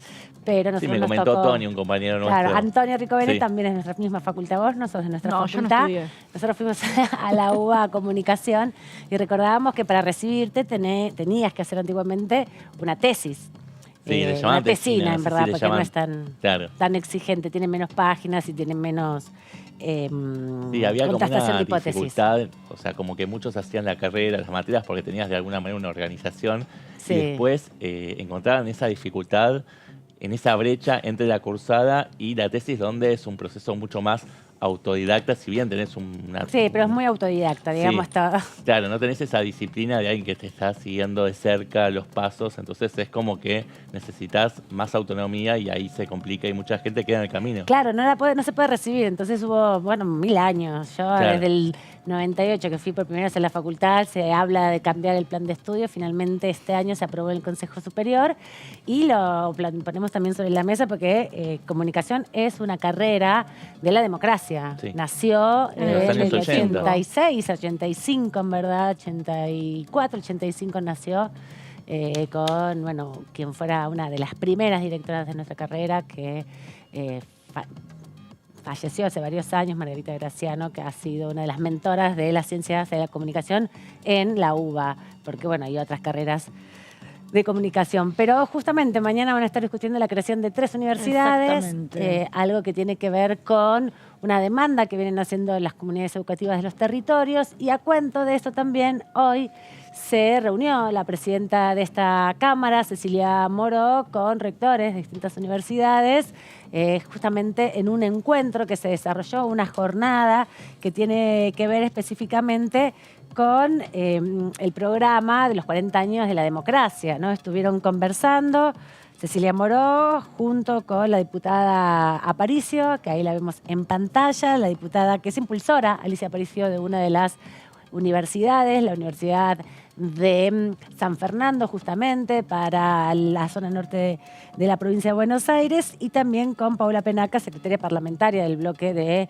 El Frente de Todos. A quien vemos al lado de la diputada Cecilia Moró, que presidió esta actividad, es el rector de la Universidad Nacional de Moreno, Hugo Andrade, y vemos también a otros diputados nacionales, diputadas que estuvieron compartiendo esta jornada para trabajar en torno justamente, ¿no? Carrera como la nuestra, SEBA, 40 años de democracia, nació con el despertar y recuperación democrática, así que hay mucho que pensar en el aporte y la multiplicación y el crecimiento, no solamente de la matrícula, sino de la oferta de carreras diferentes, y muchas de ellas que se fueron adaptando a lo largo de estos años a las necesidades de un contexto que fue cambiando, ¿no? De aquellas más tradicionales. Es interesante poner en valor la importancia para la generación de conocimiento, para la profesionalización, para la movilidad social ascendente, la universidad pública, ¿no? Frente a estos discursos que están proliferando en estos tiempos, ¿no? De campaña sobre la arancelización y sobre, bueno, un exceso supuesto de ofertas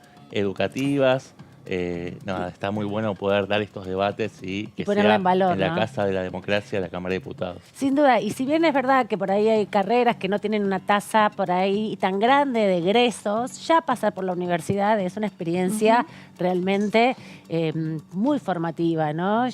Digamos, es interesante siempre y alentar. Pensamiento crítico. Claro, y es siempre alentar para que termines, porque si lo pudimos hacer nosotros, lo puede hacer medio cualquiera, en definitiva. O sea, con un poco de esfuerzo. Perseverancia, sobre todo. Claro. En la universidad pública hay que ser muy perseverante y trabajar ahí también sobre las impaciencias, pero lo que es lindo también que la universidad te aporta mucho más allá de la capacidad de adquirir nuevos conocimientos, ¿no? Sino también una experiencia vital. Sí, una red de contactos, de experiencias, además un montón de cosas. Y no olvidemos que el año pasado el objetivo de diputados era avanzar con la creación, en algunos casos ya existían, pero era, digamos, de alguna manera jerarquizar 8 universidades, hacerlas nacionales.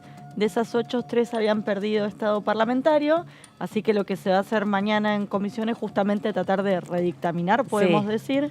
2 ubicadas en la provincia de Buenos Aires, una en Saladillo y otra en Cañuelas, y otra radicada aquí en Capital Federal, que es la Universidad de acá unos pasos de donde Madres estamos en de este momento. Sí, enfrente justo a la Plaza de los Dos Congresos, que está la proyecto sede. de Hugo Yasky. Después, la Universidad de Saladillo es una iniciativa de Emiliano Jacobiti, que también es un referente de la militancia universitaria. Sí, fue presidente de la FUBA mucho tiempo. Sí, fue secretario de la UBA, bueno, de Franja Morada, es un cuadro histórico que está, es uno de los principales referentes del bloque de Evolución Radical, que tiene una impronta muy fuerte en educación universitaria, y de hecho tiene como muchos egresados de la UBA también ese bloque, digamos, pero son de otras universidades también, ¿no? Muchas universidades nacionales. Sí, Carla Carrizo, Dania Tabela, fue rectora de una de las universidades secretaria nacionales. También de políticas universitarias. Exactamente. Así que bueno, ellos habían ayudado al oficialismo en lo que había sido ese paquete de dictámenes el año pasado, y después, por diferencias internas dentro de Juntos por el Cambio, terminaron haciéndole el vacío, si se quiere, al oficialismo. Cayó una de las sesiones, la segunda, porque había habido una el 1 de diciembre que se logró el quórum, pero finalmente en medio de un escándalo terminó dinamitándose esa sesión. Hubo una segunda convocatoria el 20 y pico de diciembre, justo antes de la Navidad, y ahí ni siquiera se reunió el quórum, y estaba en el temario el tema de las 8 universidades nacionales, de los cuales, como dijo recién Debbie, 3 perdieron estado parlamentario y mañana mismo se reúne un plenario de las comisiones de Educación y de Presupuesto y Hacienda para, en un trámite exprés, seguramente darle dictamen y poder llevar nuevamente estos dictámenes al recinto. Bueno, en ese contexto justamente, con esta actividad vinculada a la posibilidad de multiplicar, construir más universidades, se dio esta charla, este encuentro, para poner en valor el rol de la universidad pública en estos 40 años ininterrumpidos de democracia que en este 2023 estamos celebrando. Y vamos a escuchar justamente a la presidenta de nuestra Cámara, Cecilia Moró, y a otras autoridades y referentes y representantes de las distintas universidades públicas que se acercaron para aportar su mirada y su reflexión y apoyar sobre todo que haya más y mejor calidad educativa. Hicimos hoy una jornada de debate y reflexión con distintos legisladores y legisladoras, también con rectores de universidades y representantes de universidades, sobre todo del Gran Buenos Aires, y sobre todo con egresados y egresadas, que la mayoría de ellos son primera generación de universitarios en su distrito, en su lugar. Tener la universidad cerca, cuando descubrí que la Universidad Nacional de Moreno estaba cerca de mi casa, todo fue más fácil, digamos, fue mucho más accesible, y creo que un poco responde a las experiencias familiares que había tenido. Muchas parientes, familias habían intentado estudiar, acceder a la educación y no pudieron por lo difícil que es. Y en mi caso, tener la universidad cerca hizo que hoy en día sea primera generación de egresado de la universidad pública. Acompañamos la voluntad, la decisión política de que se creen nuevas universidades porque comprendemos la importancia que tiene para el desarrollo territorial, que excede el derecho a la educación superior como un derecho humano que lo consagra la ley en la Argentina y lo que nos debe enorgullecer a todos.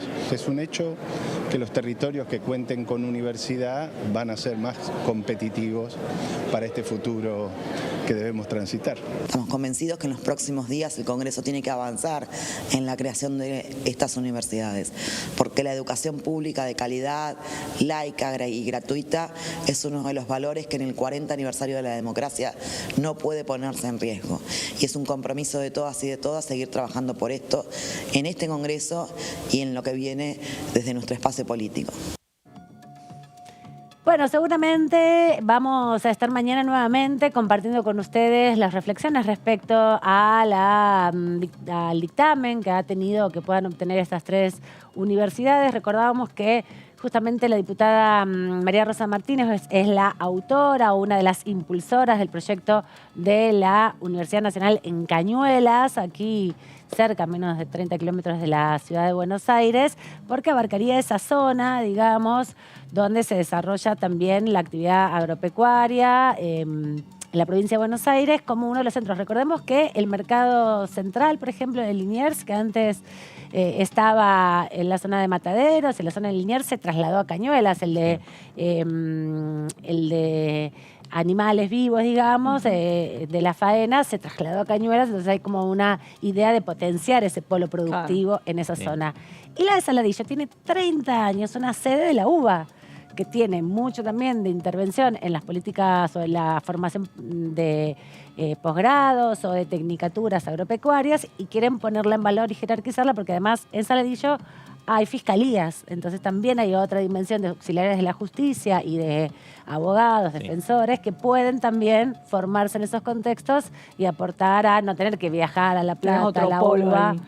Exacto, y perder horas de su día o tener que alquilarse algo acá. Más allá de quizás la de Madres de Plaza de Mayo, que sería un caso aparte, pero en general son carreras que tienden a desarrollar ofertas académicas acordes a las necesidades económicas de la región en la cual se están insertadas. Así que es importante dar esa respuesta, ¿no?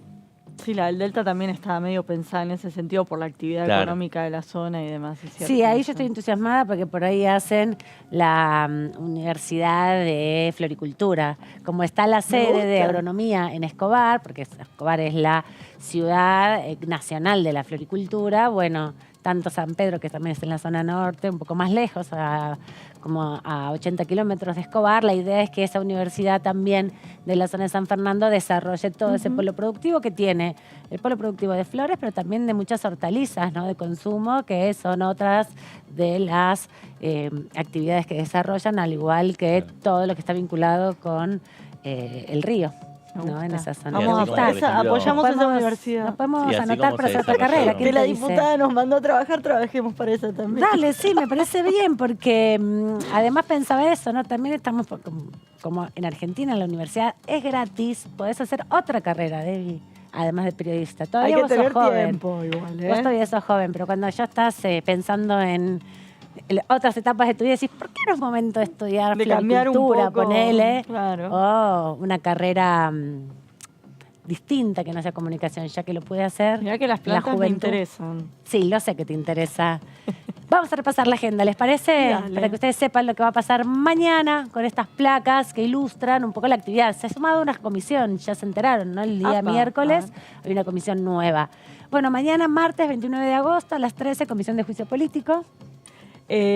Contra los integrantes de la Corte Suprema de Justicia de la Nación por las causales previstas en el artículo 53 de la Constitución Nacional. Básicamente, mañana es un nuevo capítulo de este juicio a los 4 miembros de la Corte que arrancó allá por finales de enero de este año, ¿no? Exactamente. Están invitados a esta comisión para dar su testimonio. Ex ministro de Justicia y Seguridad de la Ciudad Autónoma de Buenos Aires, Marcelo Silvio D'Alessandro, mira, comparte con Robles. También. Sí, Silvio también se llama. También Miguel Federico de Lorenzo, que es de la Secretaría justamente de Jurisprudencia de la Corte Suprema de Justicia. Y por otro lado, Gabriel María Astarloa, que es el procurador de la Ciudad Autónoma de Buenos Aires. Ellos van a estar acá el día martes, se espera, para que puedan participar en estas... del capítulo coparticipación, podríamos decir, Los ¿no? 3 ya habían citados en la última reunión de comisión hace 2 semanas y bueno, vuelven a ser citados ahora. En el caso de Alessandro esperemos que sea la tercera sea la vencida, porque recordemos que él alegó motivos en el plano familiar que le impedían poder asistir, y bueno, en la última reunión de comisión el oficialismo impuso su mayoría para aprobar que se lo esté convocando bajo intimación judicial, ¿no? Bajo apercibimiento judicial de que si no comparece ante los diputados, bueno, se va a habilitar la intervención de un juez competente. Así que bueno, estamos a la expectativa de qué va a suceder con D'Alessandro. Es un testigo clave porque de su teléfono se surgieron indicios de una trama de tráfico de influencias y de connivencia con Silvio Robles, que ya vino como el último testigo que claro. llegó. Sí, exactamente, y se sospecha que hay un claro favorecimiento hacia la Ciudad de Buenos Aires en el fallo de coparticipación federal. La que tiene toda la información sobre esto y las otras comisiones que también se están convocando para esta semana es nuestra compañera Lourdes López, y le damos la bienvenida. Así es, Aman. Bueno, saludar por supuesto a Debo y a Seba también, y a toda la audiencia que nos sigue a través de Diputados Televisión. Bueno, se viene una semana con muchísima actividad parlamentaria, se lo estaban diciendo ustedes, y la semana anterior lo conversábamos, ¿no? Este próximo martes 29 de agosto vamos cerrando el mes con una comisión de juicio político que viene cargada con testimonios, y mencionaban a los invitados también a partir de las 13 horas, la comisión que es presidida por la diputada Carolina Aguilar del Frente de Todos. Por otro lado, unas horas más tarde, a las 17, va a estar la reunión conjunta de Educación y Presupuesto y Hacienda, porque vuelve un tema que obvio que ya ha sido abordado en las mesas de cada uno de los programas, pero tema universidades y finalmente poder darle el dictamen correspondiente para la creación de universidades nacionales madre de Plazas de Mayo en la Ciudad Autónoma de Buenos Aires, del Saladillo en la provincia de Buenos Aires también, y de la Cuenca del Salado con sede central en el distrito de Cañuelas, provincia de Buenos Aires. O sea que se estaría dando dictamen para la Constitución para determinar las partidas presupuestarias para 3 universidades de la provincia de Buenos Aires. Eso también es un tema importante y un avance en materia de educación, sobre todo pensando en lo que se viene para antes, ¿no?, de las elecciones generales del próximo mes de octubre. Y a las 18 en el anexo C, en el segundo piso, va a estar dándose la reunión de Presupuesto y Hacienda, en este caso para trabajar nuevamente, entrar en debate con el proyecto de ley de exteriorización del ahorro argentino del 5 de junio del 2023, un proyecto que también tuvo lo que es la reunión informativa la semana pasada, que se va a volver a trabajar en comisión esta semana. Ya pensando en el día jueves 31 de agosto a las 10 de la mañana, una comisión que trabajó muchísimo también este año y que inclusive en las primeras sesiones del año también tuvo varios proyectos, la Comisión de Discapacidad presidida por el diputado Luis Di Giacomo, quien, bueno, van a estar trabajando la capacitación obligatoria de lengua de señas. Recordemos que este mismo año ya tuvo su sanción, ya es una ley que se declara como lengua de señas y no lenguaje, como se decía en algún momento, para personas sordas y los 3 poderes del Estado Nacional, o sea que es una capacitación que va a aplicar y va a bajar a los 3 poderes del Estado, ¿no? Esto es avance en materia de derechos para las personas con discapacidad. Sistema de prestaciones básicas en habilitación y rehabilitación a las integral a favor de las personas con discapacidad, según lo que establece la Ley 24.901, y la creación del programa de reconocimiento a las empresas que incluyen prácticas de equidad laboral para personas con discapacidad, este famoso sello nacional de equidad laboral.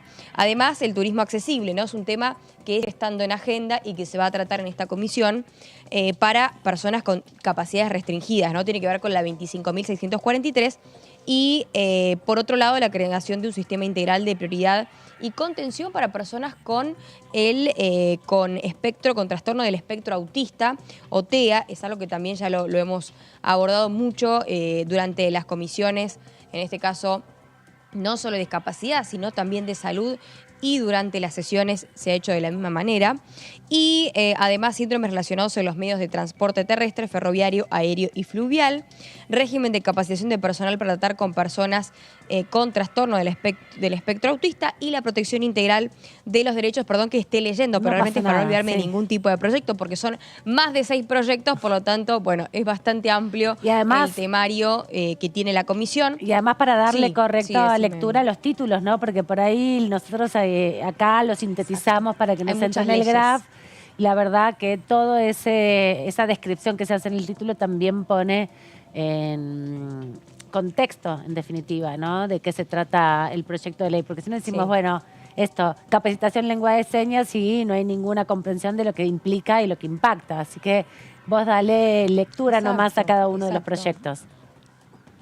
Para no olvidarme ningún número de ley, que obviamente son muy importantes, porque la mayoría ya son leyes y algunas tienen modificaciones, por supuesto, para enriquecerlas aún más en su contenido. También lo que es protección integral de los derechos de los niños, niñas y adolescentes, según lo que establece la Ley 26.061, y algunos proyectos, bueno, estos de declaración y resolución. Se piensa que por ahí, más allá que hay varios temas, hay algunos que ya están, que son de resolución, por lo tanto van a ir con mayor celeridad, y pensando también en el nuevo informe establecido según lo que pasó en el año 2022 con respecto a la situación de los niños, niñas y adolescentes, que también en este caso, defensora de lo que es niños, niñas y adolescentes, ya presentó, va a presentar un informe específico sobre cómo se ha dado la situación y los niveles y los números también de acceso a la salud, de educación, de pobreza inclusive, que tienen los niños, niñas y adolescentes en nuestro país y que vivieron el año pasado. Espectacular. Marisa Graham entonces también es una de las que va a estar con toda esta discusión, que es la defensora de las infancias. Mucha actividad para martes y miércoles. Después vamos a ir viendo, porque quién te dice, se van sumando comisiones, ¿no? Ya que están los diputados por acá, aprovechan y se reúnen también en los próximos días. Gracias, Lourdes, por toda esta información. Un placer. Hasta luego, hasta cualquier momento. Ahí estamos repasando justamente esta cantidad de actividades que va a haber esta semana para trabajar en la Cámara de Diputados. Como decía Lourdes, algunas solo se juntan para complementar el trámite de la presentación de los proyectos que ya se hizo, y ahora, bueno, dictaminar entonces para seguir adelante con todo este proceso. Así que vamos a tener varias definiciones, ¿no? Después, otra discusión. La expectativa que tiene el presidente del bloque, del Frente de Todos, Germán Martínez, es sesionar pronto, ¿no? Cerca de septiembre, lo antes posible. Lo antes posible, porque después arranca la campaña y olvídate que los tengas a todos en zona, ¿no? Septiembre, ¿no? Como fecha tentativa podría ser el 14, 15 de septiembre. vamos a ver. Es difícil, hay que ver qué proyectos podrían entrar, cuáles no. Se tienen que poner de acuerdo con el temario. Uno imaginaría que el proyecto de ley de blanqueo no tiene demasiadas chances de ser de consenso, ¿no? Dentro de un marco de acuerdos entre oficialismo y oposición.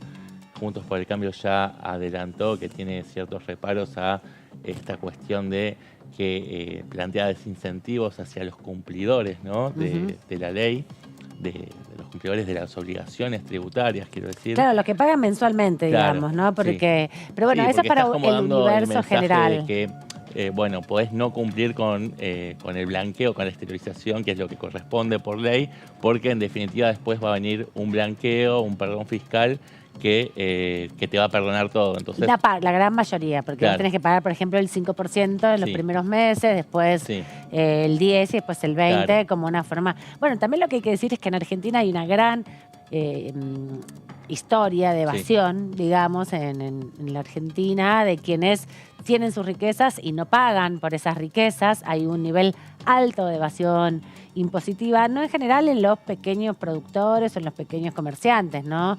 Que están además mucho más acosados y perseguidos, porque lo que pasa es que el Estado no tiene fuerza para perseguir, para llevar a los tribunales, por ejemplo, en penal económico, a una empresa que viene evadiendo el pago de algún impuesto o que no declaró todo lo que ganó, ¿no? Es como, no hay una relación tampoco ahí de fuerza como para que algún fiscal de Estado, qué sé yo, ¿no? Se haga también ese trabajo justamente de denunciar la evasión fiscal. Entonces se buscan estas herramientas en estos contextos donde tratan de amenazar a los empresarios que evadieron y decirle, bueno, mira, tengo información que me van a dar los norteamericanos. Por primera vez que se firma un acuerdo con Estados Unidos, eso también se explicaba. En general se firmaban con otros países, pero con Estados Unidos no. Sí, esto va a permitir que no dependa de un pedido específico de AFIP a el organismo equivalente en Estados Unidos para que mande la información sobre determinado contribuyente del cual se presume que es evasor, sino que va a haber información que va a ir y venir automáticamente. Claro. O sea, si hay movimientos en cuentas en Estados Unidos en algunos distritos, bueno, se va a dar esa información. Claro, exactamente. Y la AFIP puede acceder directamente a esa información sin tener que hacer un pedido específico y esperar. Ojalá que esto acelere entonces, más allá de que no se Pero pruebe. Es cierto lo que decís vos, que hay una cultura de elevación generalizada en el empresariado argentino y que es de décadas, no es una cuestión, no es un fenómeno sintomático de la actualidad. Exactamente, exactamente. Y es muy difícil también revertirlo porque la fuerza del Estado no es tan eficaz, en definitiva. Vamos a hablar de otro proyecto, un proyecto impulsado por un diputado nacional del radicalismo, justamente. Débora, nos vas a contar esta iniciativa del diputado Juan Martín, que viene justo a cuento de hoy, 28 de agosto, además de ser el cumpleaños de mi madre. En 1948 se declaran los derechos de la ancianidad. Recordemos, en el 49 hubo una constitución nueva que desarrolló e impulsó el peronismo. En ese momento, en soledad, con una mayoría muy grande de representantes constituyentes, pero sin la participación de otros partidos políticos. Ahí, en esa constitución del 49, se consagran los derechos de la ancianidad que muchos años después, en el 2016, se aprueban en Naciones Unidas como una declaración importante. Bueno, todo eso viene a cuento porque hoy, 28 de agosto, es el Día de los Derechos de la Ancianidad.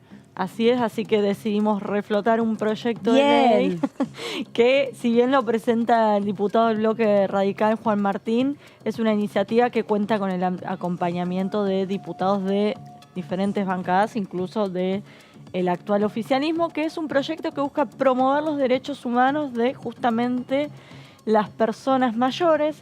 Lo que plantea básicamente la iniciativa es la capacitación obligatoria sobre la promoción, protección y ejercicio de los derechos humanos de las personas mayores. ¿Para quiénes?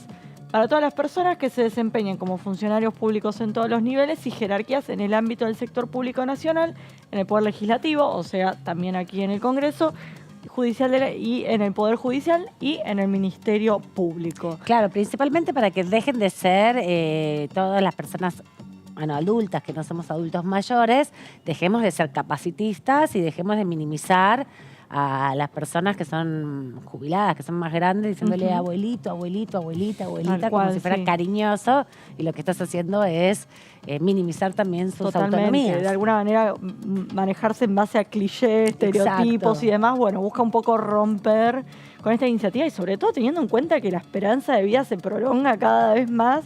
O sea que cada vez vamos a convivir más con estos abuelitos, así que es mejor aprender a tratarlos. Sí, y además eso, dar una discusión sobre... Siempre ha habido culturalmente una discusión sobre la vejez. Totalmente. De hecho, los derechos de la ancianidad tienen que ver con la obligación del Estado de cuidar a las personas cuando ya dejan de ser productivas en condiciones del mercado, ¿no? Total. Y qué hacer con todas esas personas que aportaron para que ese mercado fuera posible y ese desarrollo productivo, y hoy ya por sus condiciones vitales y también para darle derecho a que puedan descansar. Exactamente, ¿no? Que tengan toda una vida digna para justamente poder descansar. Pasamos a la producir siguiente. de otra manera, porque también hay mucha discusión respecto a eso. Exactamente. Bueno, también que plantea articular acciones para capacitar a encargados de los servicios sociales y de salud, personal encargado de la atención y el cuidado de las personas mayores en los servicios de cuidado a largo plazo o servicios domiciliarios, y a los familiares o personas que ejerzan tareas de cuidado domiciliario. Justo que hablábamos de lo que tiene que ver con las licencias de cuidado, bueno, de paso para que las personas que tengan a su cargo una persona mayor sepan cómo, digamos, vincularse con esa persona. Pasamos a la siguiente placa. El objetivo de la capacitación es sencilla, que se conozcan los aspectos conceptuales básicos y estandarización normativa de los derechos humanos de las personas mayores, algo de lo que vos comentabas recién, que tiene jerarquía constitucional para identificarlos, concientizar sobre su existencia y contenido, así como también promoverlos y protegerlos en la práctica. Básicamente, por lo menos que sepan que hay derechos para las personas. Claro, que nadie se haga el OPA con eso. Exactamente. Que estaba en el artículo 37 de la Constitución del 49, desapareció. Bueno, no, se pudo, después de mucha lucha, en los organismos internacionales, declarar estos derechos de la ancianidad para... a través de Naciones Unidas, y Argentina lo incorporó como tratado internacional, lo aprobó en el 2016, me acuerdo que fue una fiesta importante. Bueno, y acá lo que plantea, o lo que planteó en su momento Juan Martín cuando presentó la iniciativa, es que las personas mayores, pese a que son cada vez más, constituyen un sector cuyas vulnerabilidades se encuentran invisibilizadas o, en el peor de los casos, aceptadas por la sociedad. Básicamente, romper con esta situación actual. Y no sé si teníamos alguna plaquita más con algún que otro fundamento. Sí. Es impostergable hacerle sitio a un nuevo sujeto sociopolítico y construir una sociedad para todas las edades, plantea Juan Martín. Estamos obligados a revisar los estereotipos y prejuicios de la vejez que la asocian con una etapa de la vida de deterioro, enfermedad, pérdida y pobreza, y ahondar más bien en las oportunidades que presenta. Así que bueno, esto es un poco el objetivo que tiene el diputado radical que presentó esta iniciativa, y uno podría intuir que sería una iniciativa que, de ponerse a tratar en comisión, debería avanzar rápido, pero lo cierto es que por lo menos por ahora no hubo novedades en ese sentido. Espectacular, espectacular, porque también hay varios proyectos, no es el único, como bien decías, pero sí tiene que ver con, bueno, proyectos positivos, ¿no? Que no buscan penalizar a nadie, que no buscan perseguir ni estigmatizar a nadie, sino principalmente poner en acceso... Claro. Exacto, empoderar a todo un sector y poner en acceso de toda la población, porque recordemos que una gran mayoría de las personas que trabajan en la Argentina, trabajan en los poderes del Estado, en el Poder Judicial, en el Poder Legislativo, en el Poder Ejecutivo, y además las provincias pueden, además de todo, suscribir a estas leyes y hacer lo propio en los municipios y en las gobernaciones, ¿no? Y es una manera de empezar a poner el tema sobre la mesa, como pasa con las capacitaciones vinculadas a violencia de género, cuidado del medio ambiente, que quien te dice, capaz el sector privado de a poco se empieza a interesar y hasta también lo incorpora, ¿no?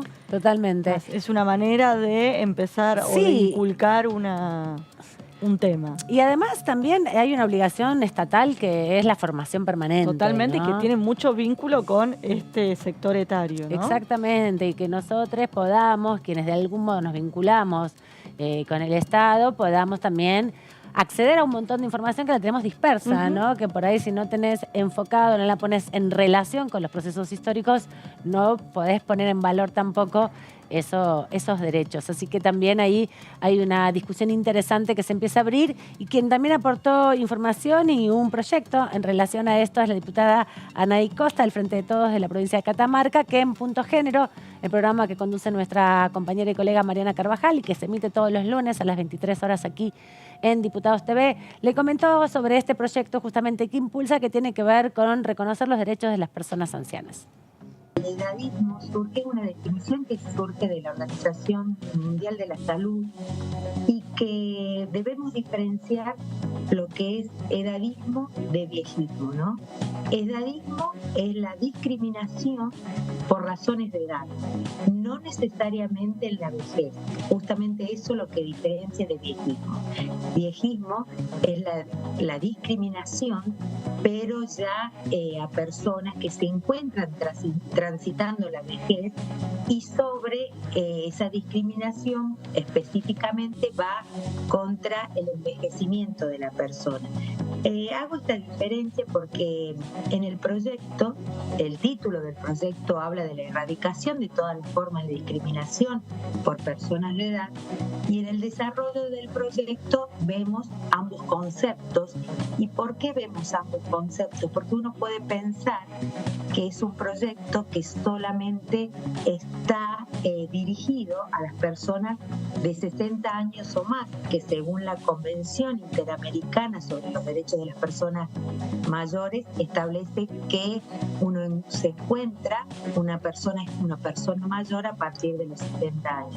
Pero es un proyecto que va mucho más allá, es mucho más integral, y que la verdad que está trabajado por un colectivo que se autodenomina la Revolución de las Viejas. Este colectivo viene trabajando desde hace un tiempo ya, y sobre todo puso mucho empeño durante la pandemia, que es donde creo yo que se vieron estas discriminaciones aún más patentes, ¿no? Y todas aquellas demandas de las personas mayores. La verdad que el colectivo, que está representado por mujeres de todo el país, fueron a verme a mí en mi oficina, a comentarme del proyecto, y desde ese momento empecé a trabajar en la temática, ¿no? Yo creo que el proyecto establece principios, y uno de los principios es justamente la igualdad de género. Si vos me preguntás dónde mayor impacta, claramente es en las mujeres, pero también en los hombres, pero con mayor dureza en las mujeres, porque este proyecto tiene una perspectiva de género, de derechos humanos, también de culturalidad y interseccionalidad. En este recorrido tuve la oportunidad, y esto me parece muy interesante contarlo como experiencia personal, poder desarrollar unos talleres en mi provincia en 2 centros biopsicos donde se encuentran. Uno es Casa Activa, recientemente inaugurada, una política pública de este gobierno, donde además de la casa propia que se establece para las personas mayores para que puedan vivir en comunidad, también funciona una casa de día. Una casa de, perdón, de día, donde las personas mayores concurren durante el día a aprender a bailar folclore, a aprender a bailar idioma. También se hacen consultas sobre su salud, hay profesionales donde pueden dirigirse para hacerse algunos estudios, sobre todo controles que a esa edad se requieren con habitualidad, ¿no? Y en esta situación tuve la oportunidad de escuchar, como te decía, en primera persona a las mujeres y a los hombres, sobre todo a las mujeres. Escuchábamos también, ¿no?, parte de la reflexión de la diputada Anaí Costa de Catamarca, el Frente de Todos, respecto, a la situación que atraviesan hoy las personas adultas mayores respecto a la discriminación, a la falta de consideración también de los aportes comunitarios que pueden hacer después de que pasan al retiro laboral formal o acceden a la jubilación, por ejemplo, en las amas de casa, y son también excluidas como poco productivas o como pocos aportes que puedan hacer a la Argentina, a la sociedad, a su contexto. Por eso quieren transformar esa perspectiva de la mirada sobre la vejez, porque es una etapa de la vida que ha cambiado, como bien decías, Débora, cuando presentabas el proyecto, mucho en los últimos años y más aún hoy con los procesos tecnológicos, ¿no? La accesibilidad. Algo para recordar, el 9 de mayo del 2017 se aprobó esta ley 27.360 que incorpora la convención la convención que se aprobó en 2015 sobre la Asamblea General de la OEA, de la Organización de Estados Americanos, que reconoce los derechos de la ancianidad. En el 2022, en noviembre del 2022, se aprobó hace poco tiempo la ley justamente que reconoce la inclusión en el artículo 75, inciso 22, y le da la misma jerarquía, por ejemplo, a los derechos de la ancianidad que a los derechos de protección a las mujeres contra la violencia de género, la CEDAW, que tiene esa categoría, o la reconocimiento de la Convención Internacional sobre los Derechos de la Infancia, que también tiene esa categoría, así que como todo el plano, digamos, del desarrollo de las vidas de las personas están garantizadas.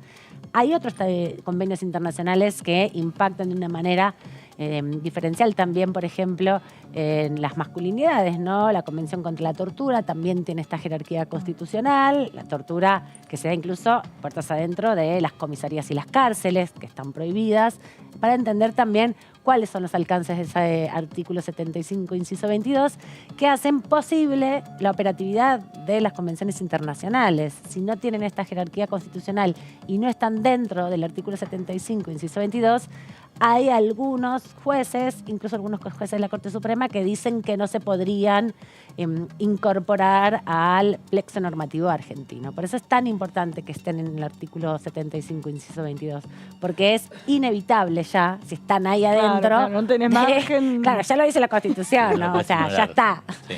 Como que es un montón. La ley de leyes lo dice. Claro, ya es un montón.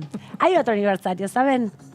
No, yo me quedo con la ¿viste? Hay un aniversario. Son 164 años que cumple nuestra Biblioteca del Congreso. ¿164? ¿Qué me contás?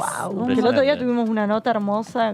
Hermosa, la pasaron bien ahí, ¿no? Sí, envidiamos mucho el trabajo de la señora que sacamos al aire. Claro, que tiene a su cargo la sala de infancias. La más linda, seguro. La más linda, que está dentro de la biblioteca. Verónica de Matei me sopló. Pensé te habías acordado el nombre. No, me lo sopló Analía, que está siempre atenta. Actividades de lunes a domingo, comentaba ella. Sí, todos los días. Exactamente.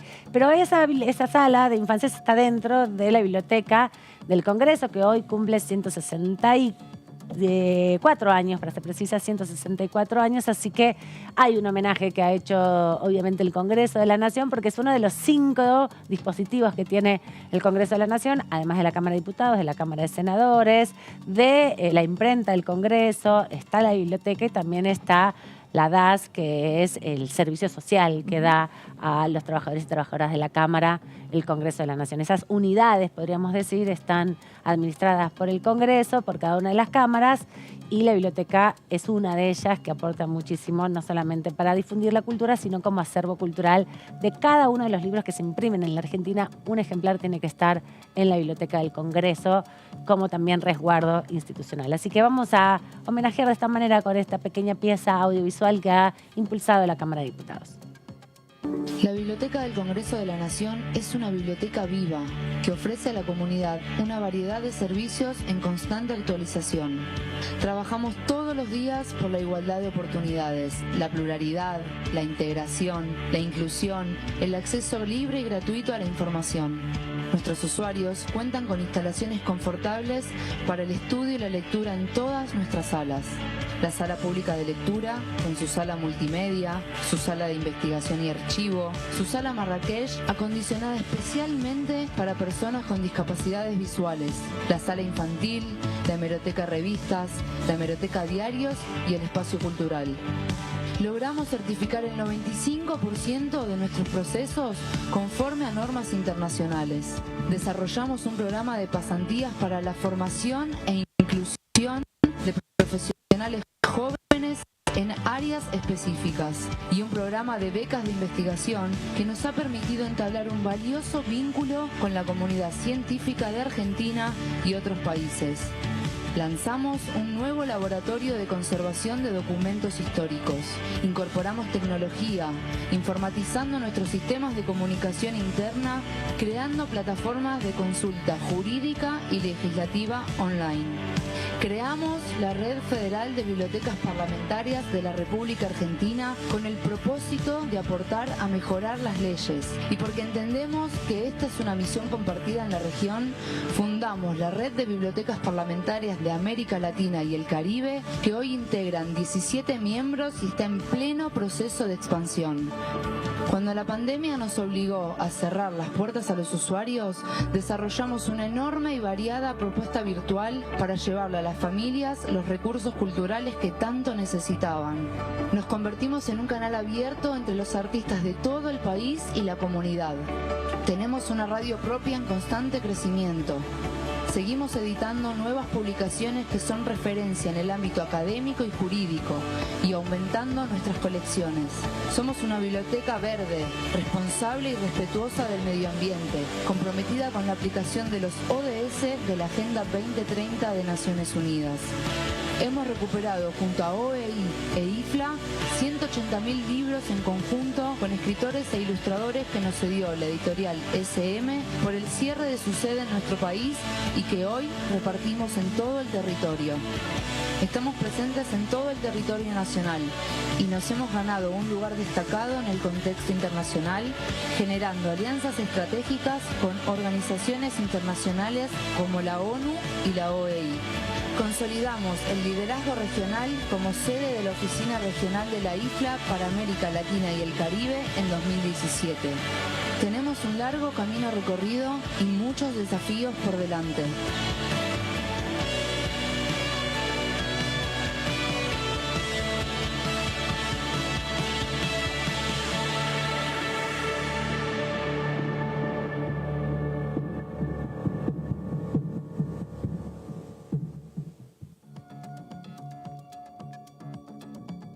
Bueno, yo asumí que había sido hoy, pero hoy es la fiesta que le hacemos nosotros. La semana. Unos días antes, el 23 de agosto, el día que se fundó en 1859, fecha para recordar 164 años la Biblioteca del Congreso. Miro para abajo, pero me noté todo porque ya le pifié la fecha.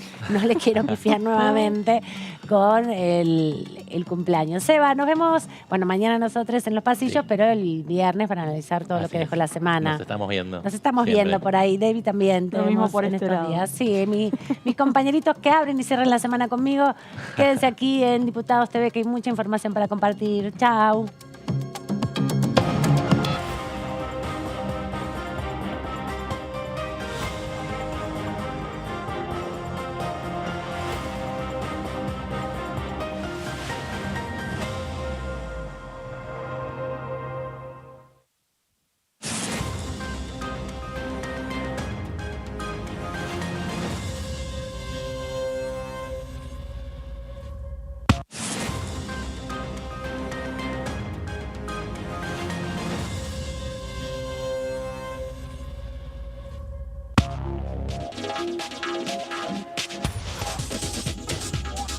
DTV Entrevistas, viernes 23 horas.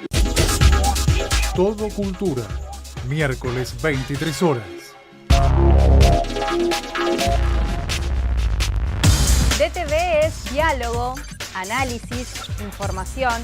DTV es pluralidad de voces, federalismo, libertad de expresión. DTV es todo lo que un país en democracia tiene que ser. DTV es tu voz en el Congreso. Este 2023 seguí eligiéndonos. DTV, el periodismo en el Congreso.